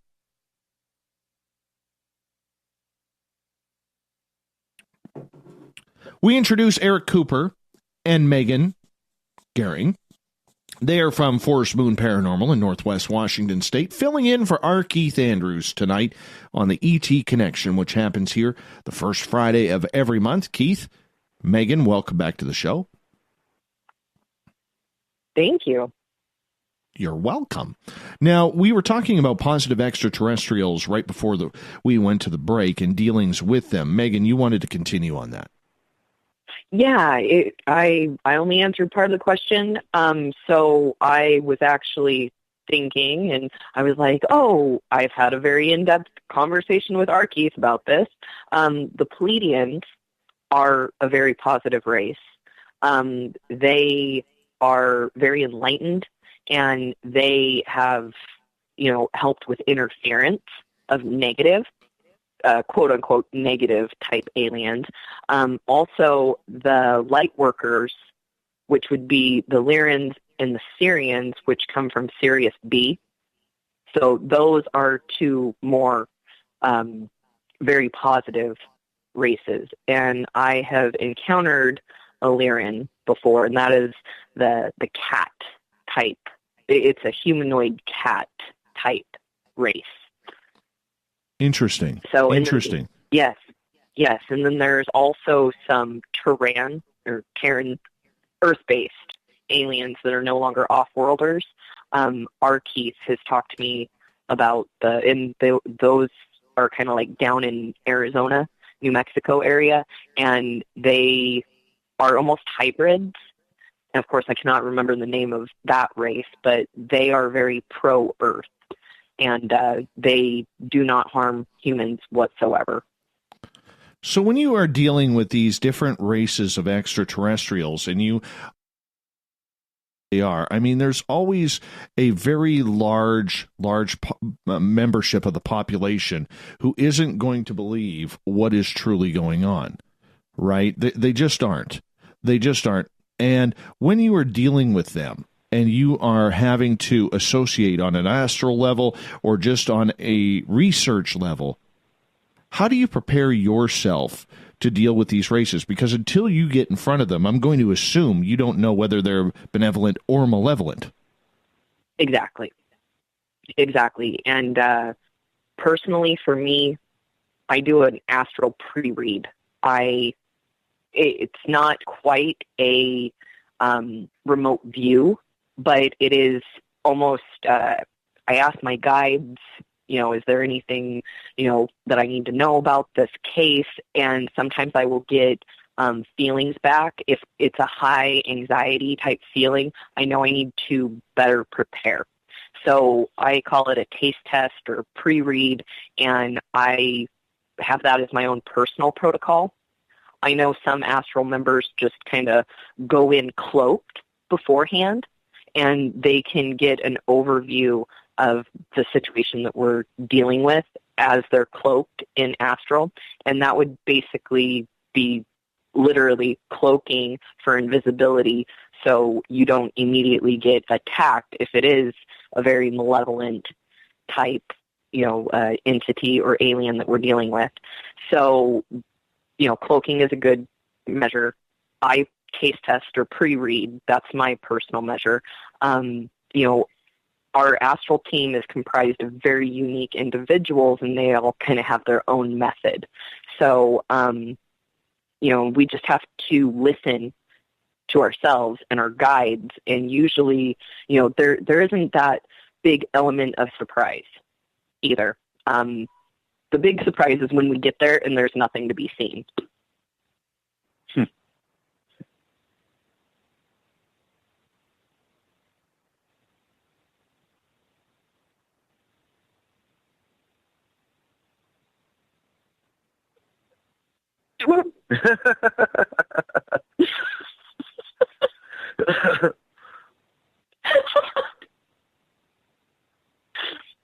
The answer is yes.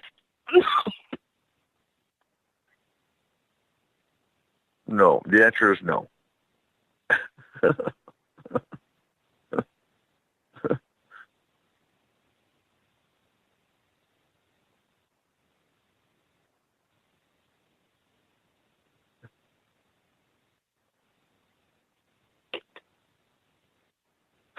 Exactly.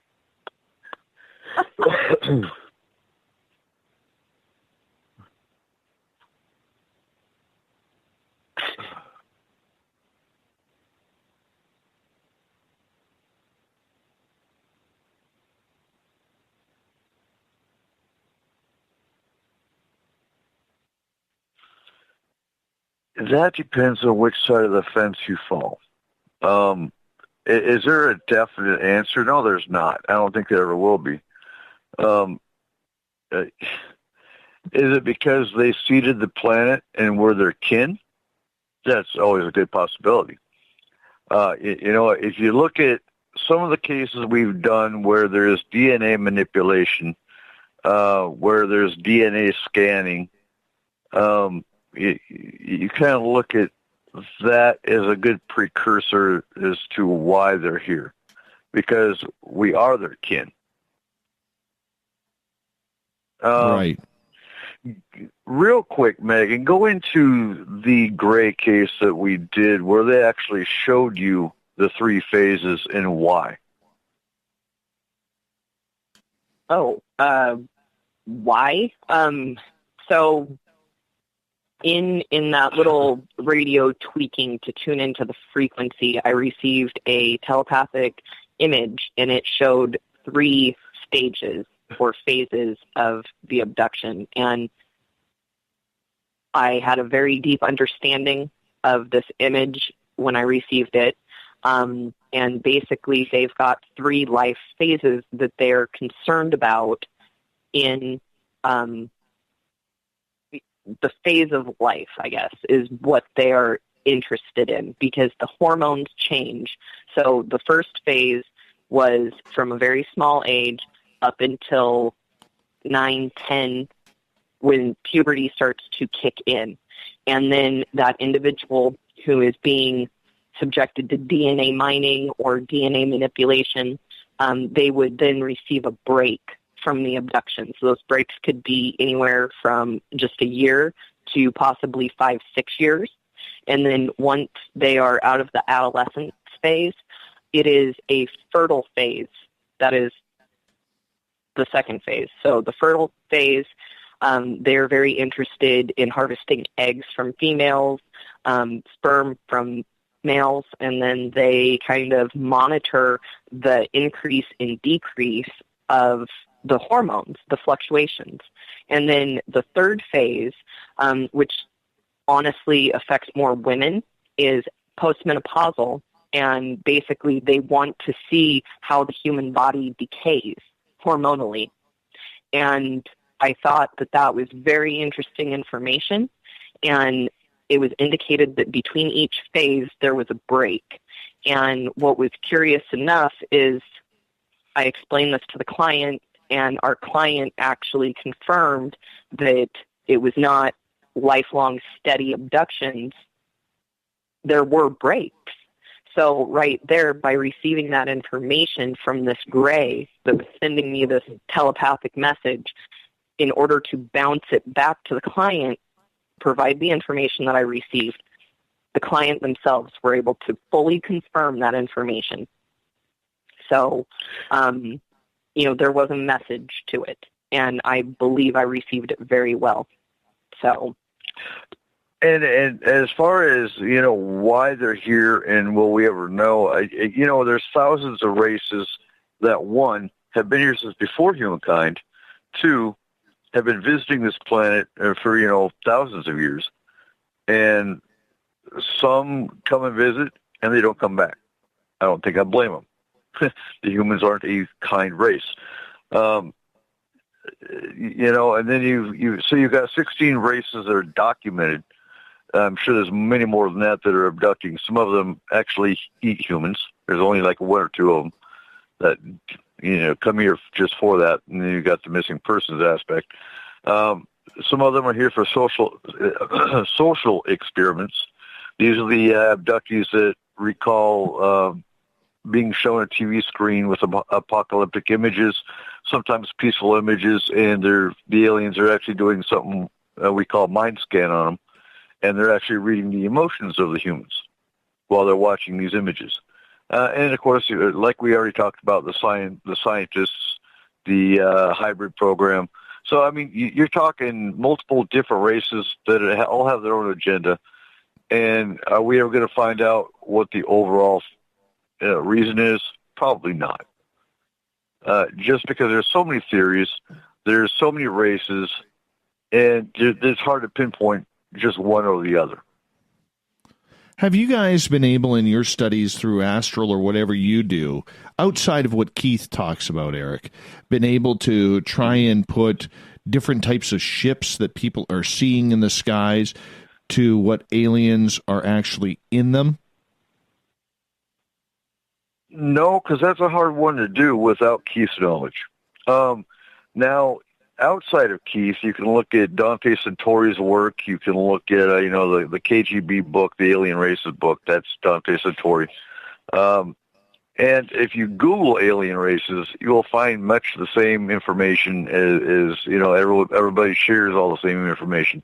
So without astral, it's hard to find information that's not already shared by 11 billion people that all get the same information from the same sources without what our Keith says. And a lot of what our Keith has said, I've validated through other sources outside of Keith. So, no, when it comes to the astral, we haven't actually been able to verify what races are flying what ships. That's a hard one to pinpoint because, generally speaking, when we're on the case, we don't see a ship. We just deal with the race. Megan, what's your thoughts on that? So that's actually very interesting because I've recently seen a craft in person. I never thought to astrally check it out. Never thought. So now that I'm thinking about it, thank you for the question, I might play with that. However, you totally should. Right? That would be interesting. Could I astrally zoop to the ship? So I will report back. But you better take notes because generally speaking, when we're on a case, we don't think about that. Yeah, well, I'm talking outside of a case because with the energy field manipulation that we do on the astral plane, yes, we've never seen a craft. At least I haven't, and it's because they astral as well. So the one and only time that I ever saw anything was, involving the mill lab, and yeah, it was not a craft of alien nature. So, well, that leads to another question, though. Have either of you been able to then tell through your experiences with extraterrestrials on whether it is a human craft designed to look like a UFO or if it's an actual alien craft? So the craft that I'm thinking of, I felt human presence. So I can associate, because humans have a different vibration than aliens. Aliens have a very low, like wom, wom, wom vibration. And that is not the signature of a human. So that is how I was able to determine this one and only craft I ever saw in astral, that was human. And it actually alarmed me. So, I was not expecting that. What set the alarms off for you? The vibration. And I'm in astral working a case where we were called in to deal with aliens, and there is a human craft that I am picking up astrally. So that was the big red flag. It gets unnerving when you go into an abduction case and you find a human presence because, human atrocities aside, who are humans to think it's okay to go mess with another human and work with aliens? That part, one, gets angering, and then, of course, you have to watch the safety of the team again when you have a human element that's going to try to cover up the alien side of it by, one, threats or attacks or, things of that nature. All right, we're down to our last 5 minutes here before we're going to get to the news of the night. And you guys are going to stick around for the news because we're going to have some fun. But in regards to the contact that people are having on the ground, whether it's communication with lights, whether it's communication with ETs on the ground, Eric, do you warn people to try and stay away from that face-to-face contact? Or do you think that they should go investigate, be curious? I think people need to be careful what they ask for, because, I get that all the time, too, is, I want to be taken by aliens. No, you really don't. And I have, a case file I can, I'm not going to share with you because of confidentiality, but, the abductees that we deal with on a constant basis would tell you otherwise. Do you want to check out lights? Again, be careful what you wish for. And if you do really want to do it, I suggest you learn how to shield and protect yourself. Question coming from Spreaker for Kit Kat. She is asking, Eric, do you believe that all contact is bad contact then? No, I don't. And that goes with the contactee side of it.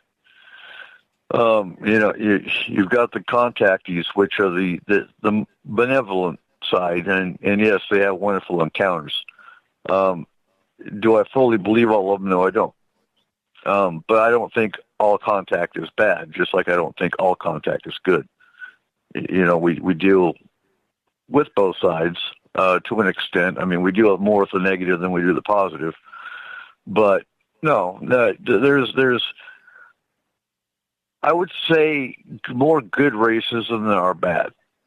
I will say that. Very understandable. Very understandable. Got a question in the Space Travelers Club on Facebook from Jade, and she is asking, why can't the aliens just chill and have a freaking beer with us instead of all that probing? Sounds like they don't have much of a sense of humor or fun. Megan, you want to take that first? You know, I'm kind of curious to what alcohol would do to an alien. Be one heck of a party, that's for sure. Right, right. Well, I mean, I don't know. They do kind of have some chlorophyll. So, I don't know. Is beer good for plants? But great idea. Great idea. How about you, Eric? So, most of your races don't have emotion, so they would be very boring drunks. I beg to differ. I beg to differ on that one. You talk about Carl. Have you ever given Carl a beer? Dude, I've only been around Carl twice. He dodges me. He dodges me. I know it. But yeah, I don't think they have the capacity to sit down and drink a beer and chill. You know, you've got the scientists, you've got the socialists, you've got they'll have their own agenda, and I think Valiant Thor, if that really happened, would probably be the closest to an alien that probably sat down and drank a beer with a human. Very true. Would you agree? I don't know. I mean, there was the alleged J-Rod at Area 51. Maybe he liked a good brew as well. Let's move on to another question here. So I want to get this in before we got to go to break in a minute. Carl is asking, and that's human Carl, not alien Carl. Can you relate the various astrals to the focus levels which you go to? Megan, you want to take that? We've got about a minute. Okay, so if I'm understanding the question properly, my focus level, meaning how focused I am when I go astrally? Yes. Okay, so yes, there's some times where I am very super focused. There's other times where maybe I've just got off of another astral case, and the messages I receive are not as clear. Sometimes my vision is a little fuzzy, if that makes sense. I am still learning to compartmentalize cases astrally. But other than that, yes, my focus, my energy, my concern for the client is very, if I can narrow that down and focus it, then I've got super awesome astral abilities and, get the job done, mission complete. Perfect. And on that note, we're going to shut things down because we got the news coming up on the SOR Newswire, provided to us by our illustrious news director, Captain Gail Shirk, who has a major crush on Rob Zombie. She gets her horns up for that one. Coop and Megan are going to join us as well. Stay tuned for the final half hour of Spaced Out Radio.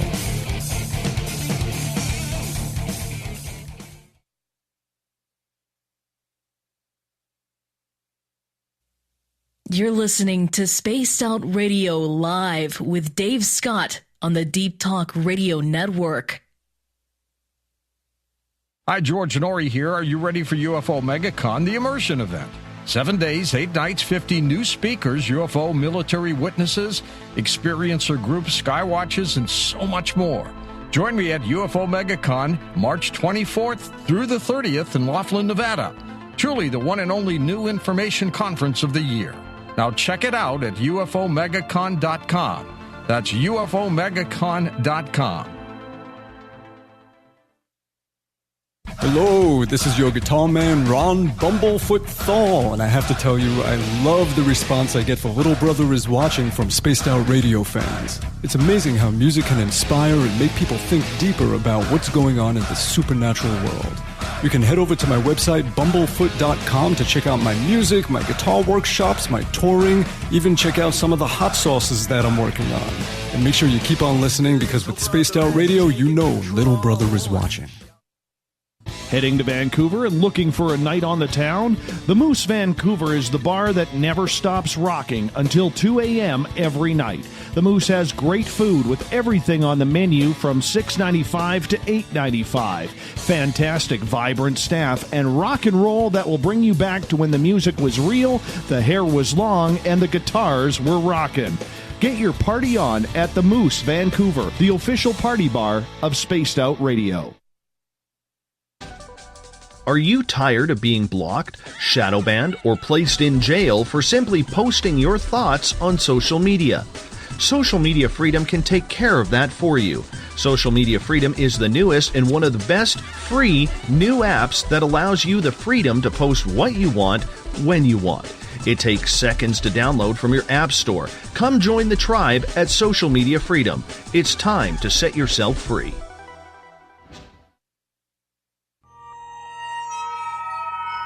You hear footsteps in the empty room above you. A rocking chair begins rocking by itself. Don't be afraid of the things that go bump in the night. Reach for Spirit Storybox, the iPhone app the Huffington Post UK called the only ghost hunting app you will ever need. Spirit Storybox. The spirits are telling their stories. Are you listening? Coming soon to our website, spacedoutradio.com, is the SOR Space Travelers Club. For just $5 a month, you can get into a private area on our site where you can hang with other listeners in our chat room, post in our forum, and check out a bunch of exclusive content and store that won't be found anywhere else, including a nightly after-show party with Dave. It's going to be the best $5 a month you're going to spend. The SOR Space Travelers, only at spacedoutradio.com. Visit purpleplates.com today. For over 40 years, the Purple Energy Plates have been delivering amazing results for their many customers. Inspired by the great genius Nikola Tesla, the harmony, healing, and energetic effects of the plates have proven over and over to be beneficial and often miraculous to thousands of customers. Check their site for daily specials and choose from their many energy products. You won't be sorry. Visit them today at purpleplates.com. A timepiece is a reflection of who you are, and what better way to show off the real you than with an Escape watch? Escape is a lifestyle brand accessorizing your days and nights. Choose to escape and create the life of discovery that you deserve. Dream, play, unite with your own personalized Escape watch. Head to escapewatches.com. There is no time like the present to enjoy your escape. Use promo code SMF2017 for your 20% discount today. Are you intrigued by Paranormal Talk Radio? You'll love the new Paranormal Radio app from TalkStream Live. You'll find a great selection of talk shows covering UFOs, ghosts, strange phenomena, and much more. Download the Paranormal Radio app now and start listening to the very best in paranormal talk entertainment, including the network you're listening to right now, the Paranormal Radio app, free in Google Play and the iOS App Store. Looking for a place to advertise at a very reasonable cost? Look no further than Spaced Out Radio. SpacedOutRadio.com has an advertising tab that you can click to check out our daily, weekly, and monthly packages to play on the radio, or our website including social media. From commercial spots to banners, we have it all. Check out our competitive pricing today. We're bringing scientific thought to the paranormal. Hi there, this is Spaced Out Radio scientist Chris Cogswell. Join me, Chris Zuger, and Dave Scott the second Wednesday of every month, where we break down the who from the woo when it comes to everything paranormal. We'll investigate and try to bring sensible answers to those straight and sometimes outlandish questions people have. Hey, not everything has an answer, but we'll do our best. Listen in to Reality Paranormal only on Spaced Out Radio. So, you love talk radio? Then you'll love TalkStreamLive.com. TalkStream Live is always on, 24/7, with the best streaming talk shows. Find your favorite talkers and discover some new ones. It's free, readily available online or on mobile with any smartphone or tablet. Finding your favorite talk shows all in one place has gotten a whole lot easier. Just go to TalkStreamLive.com. Be sure to download the free apps from Google Play or the iTunes App Store. Hi there, this is Geraldine Orozco from San Francisco's Bay Area Meditation. I invite you to join me the first Tuesday of every month with Dave Scott for Spaced Out Radio's The Spiritual You. In this fast-paced world we live in, it's time for you to take some time for you. We'll cover every possible subject from powerful meditation to healing techniques to your own intuition and spirituality. So come join us for The Spiritual You. Did you know Spaced Out Radio runs 7 days a week? Hi there, this is Tessa Nicole Thomas, and I'm here to take you on a paranormal journey each Saturday and Sunday night. Why change the station when you have it all right here? Together, we'll hang out and share some strange and scary stories. And don't forget, we have Psychic Sundays as well, so come tune in Spaced Out Weekend. We get going at 9 p.m. Pacific, midnight Eastern, only at spacedoutradio.com, where we own the night.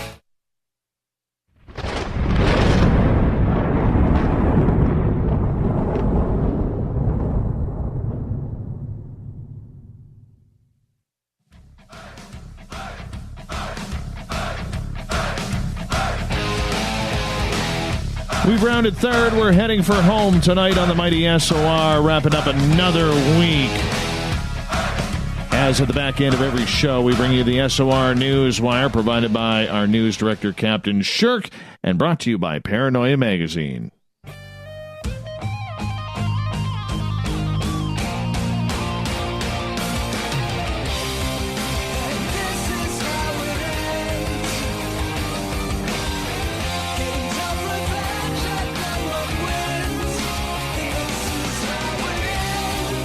The news is always changing, and that's why we bring you the SOR News Wire to take you around the world for the stories that are weird, wacky, and will make you scratch your head saying, WTF, what is going on? Sticking around, we have Eric Cooper and Megan Gehring. Welcome to the news section, and let's get to it right off the bat. Now, here's something cool. Elon Musk, as we all know, launched his Tesla car about a year ago now into space. Should be hanging a left at Mars at any time. But now they're going to do something a little bit different than the Starman dummy aboard Falcon Heavy.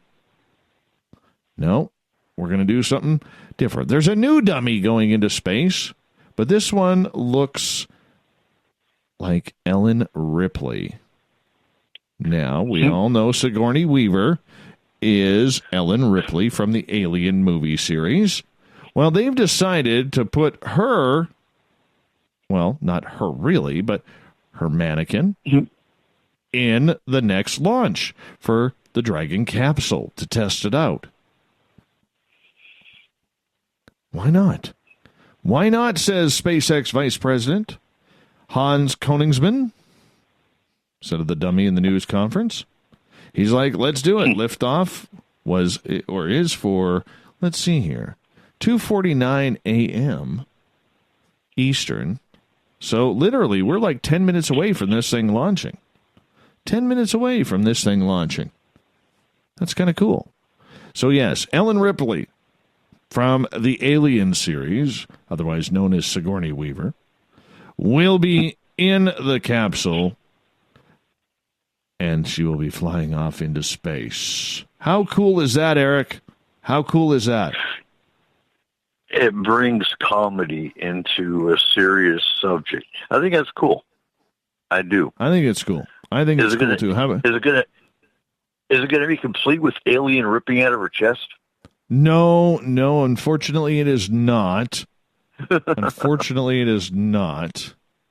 But what they are doing, though, and this is kind of cool, is they are going to be measuring the forces and acceleration of the rockets on the dummy. So it'll all be all be tied into computers, so that way they could see what a human is going to go through and whether or not they will be able to survive. So it's actually a very, very important test. It's kind of cool. Mm-hmm. Very kind of cool. I just wish that when they launched these rockets that they would come north so I could see, rather than they always seem to head like southeast or something like that. I don't know. Just wish they would come north. So I wonder how many UFO sightings are going to be reported in 9 minutes. Well, we'll soon find out. We shall soon find out. All right, let's move on in the news here because we got to keep going. Here's one. For decades, up on Mount Everest, and you guys remember the show we did with Nelson Dellis talking about the bodies up on Mount Everest. There's over 280 bodies on Mount Everest. Mm-hmm. To me, it's still my favorite show that I have ever done on Spaced Out Radio. And it's funny, I was actually talking to Nelson the last couple of days here. And, well, I asked him about this story today. And apparently, Mount Everest is plagued with supernatural phenomena, ghost sightings, and unexplained occurrences. And allegedly, stranded hikers on the mountain have sometimes been led down by ghosts that aren't even there. Now, obviously, in talking to Nelson today about that, he said, you're so focused when you were up there and the oxygen levels start playing with your brain because it's so thin that he says it's probably more hallucination than it is actually any type of paranormal phenomena. But here's the kicker to this, guys. Here's the kickers. They have heard people like spirits of the dead begging for food. Right? Mm-hmm. They have heard the man known as Green Boots calling out. And you have to, in order to summit, you have to pass Green Boots. You have to. There is no choice. There has also been UFOs spotted as early as 1933. Yep. Local villagers have said, and Sherpas believe that there is hauntings going on the mountain. And let us not forget that there have been numerous Yeti tracks around there as well. Here's a good story from there. Let me get this in here first. In 1975, Dougal Haston and Doug Scott claimed to sense a third climber aiding their survival on a brutal night on Mount Everest. They were members of a first expedition to successfully climb Everest using an uncharted path. The ghost mountaineer allegedly the men encountered provided extra company and encouragement. Who knows? Who very knows? Coop. Well, I just wanted to add, that's common with all mountains. Even the Cascades, we've got the same. We've got UFOs, we've got the hauntings, we've got the Bigfoot. The Himalayas are famous for alien bases and UFOs and Yeti.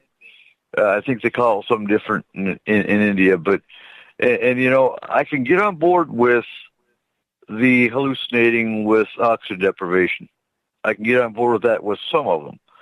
But, yeah, I love supernatural stories from the mountain areas. They're always fascinating. And they go back to the 1900s. Here's something cool. Okay. Nelson has almost died twice on Mount Everest. The third time he just couldn't get that far. All right? He just wasn't feeling it and decided to turn down before he got into any sort of physical trouble. But he's going back in 2020. He's going back. So guess what old Spaced Out Radio is going to do?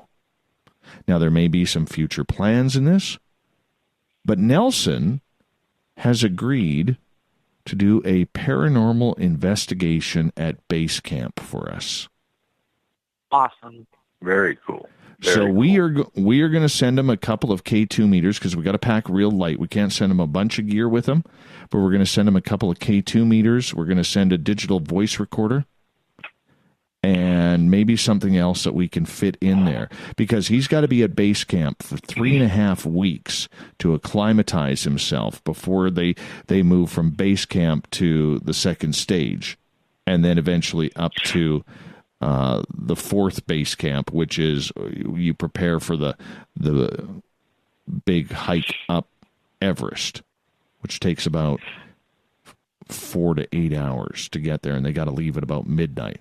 But at base camp, Nelson is going to do some paranormal investigation for us there. How cool would throw is in that? a proximity meter. It's small. We can throw in a proximity and a spirit box.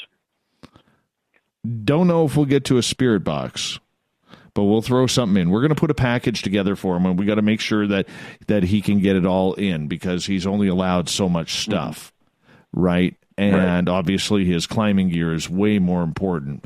But we are definitely going to be sending him some gear to take there, and he is going to do one of the rarest things that has ever been done on this planet, and that's a paranormal investigation at Mount Everest for us. How cool is that? Mm-hmm. Very cool. Absolutely. Let's move on here. Now, the Alien Cosmic Expo in Toronto, which runs September 21st and 22nd, the week before the Forest Moon Paranormal, unloaded its speakers today. They announced their speakers today. Well, it's Paul Hellyer, Travis Walton, Paula Harris, Grant Cameron, Richard Dolan, Randy Kramer, Leslie Mitchell-Clark, Ryan Stacy. You've heard them all on this show. Sid Goldberg, Rob Freeman, Mark St. Germain from MUFON Canada, and Wes Roberts. But there's also this Dave Scott guy who's going to be there as well. So I'm given the opportunity. I want to see as many Spaced Out Radio listeners in Toronto that weekend. Let's have a big Spaced Out Radio party. All right. Yes, there's a conference going on and everything like that, but we got to hang out. So make sure, if you're in the East Coast or you want to travel to Toronto for the Alien Cosmic Expo, all you got to do is go to aliencosmicexpo.com. You can get your tickets right there. Let's hang out. Let's have a Spaced Out Radio party and just do it. Let's just do it. Have some fun. It's going to be a great time. Absolute great time. So let's make sure that everybody is there. I'm glad to be a part of it. I will be speaking on the Saturday after the luncheon. After the luncheon, yes, from 1:30 to 2:30. That's Eastern. Darn it, I always get that mixed up being on the West Coast here. But that's Eastern. 1:30 to 2:30 at the Alien Cosmic Expo. And this will be held at, I believe, the Toronto Airport Marriott Hotel. So make sure you come on in. We want to hang out with you. Final story of the night. Megan, this one's for you. A new Florida law could make it illegal for you to pet your dog while driving. This bill was recently filed in the Florida Senate that would ban interaction with pets while you are supposed to have your hands at 9 and 3, 10 and 2, whatever it is today. You know? I mean, they've already, I don't know what it's like down there, but I know here in British Columbia, they've already banned eating, drinking liquids, including water. They have banned cigarette smokers, which I agree with. They have banned cell phones, people applying makeup, reading books, all that kind of silliness. They banned it. Yes. But apparently now, the trusty old dog Spot can't get a little scratch behind the ear while you are driving. What's your thoughts there, Meg? Oh, man. You know, these distracted driving laws, they're good. They're good. But as a pet owner, this is almost pushing it. However, I mean, do dogs have seatbelt laws? I mean, why don't they think about that? I mean, I almost find this comical. Does this really need to be a law? And then what's going to be the next step? Are they going to ban animals in vehicles? I mean, there's a doorway here, but also freedom and, pursuit of happiness. I'm sorry, dogs make everybody happy, or cats. I would drive with my cat. What is the harm in a little scratch? Well, I think know it's what? a little excessive. Yeah. Here's one that I'm thinking about. What about these soldiers who are coming back with PTSD and they have these companion dogs? What happens if they're stuck in rush hour traffic and their anxiety starts getting up? Is that dog allowed to sit in the front seat and calm the driver down? Is there specific rules about this? This is what this article does not say. Right. And just so you know, 52% of people surveyed say they have their pet dog while driving, and only 29% admit that they were distracted by their animal. I think this is a law for the sake of making a law because, one person complained or one insurance company complained. I think that's what it's all about. And on that note, we're going to get to the thought of the Dave.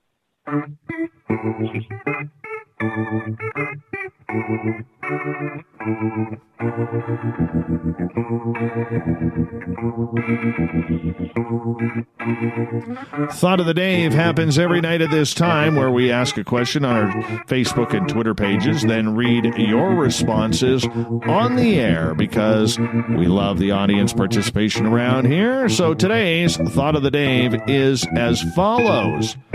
What's more important to people? Knowing UFOs are real or aliens are real? Well, let's start off with Goddess Michelle on Twitter, #SpacedOutRadio. She says, aliens, because that confirms UFOs at the same time, but confirming UFOs does not confirm aliens. Won't that day be awesome? Well, it might be. It could, but I don't know. Let's continue on here, shall we? Let's get over to Shane. I know they are both real, but without a doubt, I would say it's more important to know aliens are real, hands down. We know unidentified flying objects are unidentified craft. We do not have regular mass sightings of aliens as we do with UFOs. Heather, what if it's finding out that we are alien to the UFO? Ooh, that's kind of deep. Kelly and Kelly's beard. You never know which one's actually typing it out. Says, I would say aliens. They would be flying some sort of UFO that is seen. Sure, some of those could be ours. However, the beings from another planet make it to our backwoods part of the galaxy would be my opinion would be more important than just UFOs. Ad gnome. UFOs and aliens are what they are, but Dave is the king gnome. Thanks, Ad gnome. Sure. Appreciate it. Gail. Oh, Commander. This is my Gale impression. Oh, Commander, UFOs are germane to your question. Must be from off-planet. Otherwise, they are just some old plane being flown around by some old Earth government. And who cares about that? Because I love Rob Zombie. Anyways, that's Gail. Because she loves Rob Zombie. And she's rolling her eyes at me right now, shaking her fist. Oh, you. I'll probably get an angry granny for that in the chat room. Len, aliens, friend or foe? Carl, being ex-Air Force and an avid follower of aircraft development, I know what the capabilities of our aircraft are and also what satellites look like. Therefore, I know that UFOs are real as I have seen them with my own eyes many times. I believe that aliens exist because of hearing and reading the uncountable amount of contactee stories and talking to Travis Walton face to face. I will only know they are real when I can do the same type of thing with an alien as I did with him, i.e. communicate. Kim, I say it's definitely more important to know that life arose outside of our tiny little blue dot planet. Greg, I think we already know the answer to that. ETs. Anything can be a UFO, but seeing an alien up close and personal will definitely twist a knot in your brain. Andrew, I know they are real. I've seen 2 different UFO ships. I'm curious to why the disappearances behind the science and medical experiments they perform on us and the disclosure and acknowledgement that they exist. Heather, same difference. Uncle Dale and his mustache. I agree to know that either exists is to know that the other exists. I think the main point is that empirical proof of the existence of others will throw a brick through the windows of philosophy, religion, economics, science, police work, and especially national security. Man, would it be a wild ride. And that's where we're going to end it tonight. Eric Cooper, Megan Gehring from Forest Moon Paranormal, thank you so much for filling in for the sick R. Keith Andrews tonight on the ET Connection. Really appreciate that. Absolutely. Thank you. Oh, it was a lot of fun. It was a lot of fun. You guys hold on. We're going to wrap this thing up. We also want to say thank you to Captain Shirk for getting the news ready all week this week on the SOR Newswire. All you have to do is go to our website, spacedoutradio.com, click on the news tab. The news is all right there for you. Tomorrow night and Sunday, we have Tessa Nicole Thomas coming on in for Spaced Out Weekend while I am off finding my Zen, my Chi, and who knows, maybe some Sasquatch tracks in the snow. Way up here in the frozen Canadian tundra. Let's if it's not too cold. We'll figure it on out this weekend. Enjoy yourself over the next couple of days. We got Mr. Ron Bumblefoot Thal rocking in the background with Little Brother is Watching. Bumblefoot is the official music of Spaced Out Radio, rocking us in and out of every single show. Get your horns up for the guitar god himself. A special thanks to everyone listening in at home, at work, in your cars, wherever you may be. Everyone in the chat rooms and on Twitter at hashtag Spaced Out Radio. Remember, this show is copyright by Spaced Out Radio and SOR Media Ventures Limited. Thanks for telling your friends. Doing your part this week to make us bigger and better every single night. Because together, my friends, we own the night. I will talk to you in 21 hours from now. No, Tessa will. I'll talk to you on Monday. Mr. Bumblefoot, we need a favor. We need you to take us home. Have a great weekend, everybody. I'm out. Good night.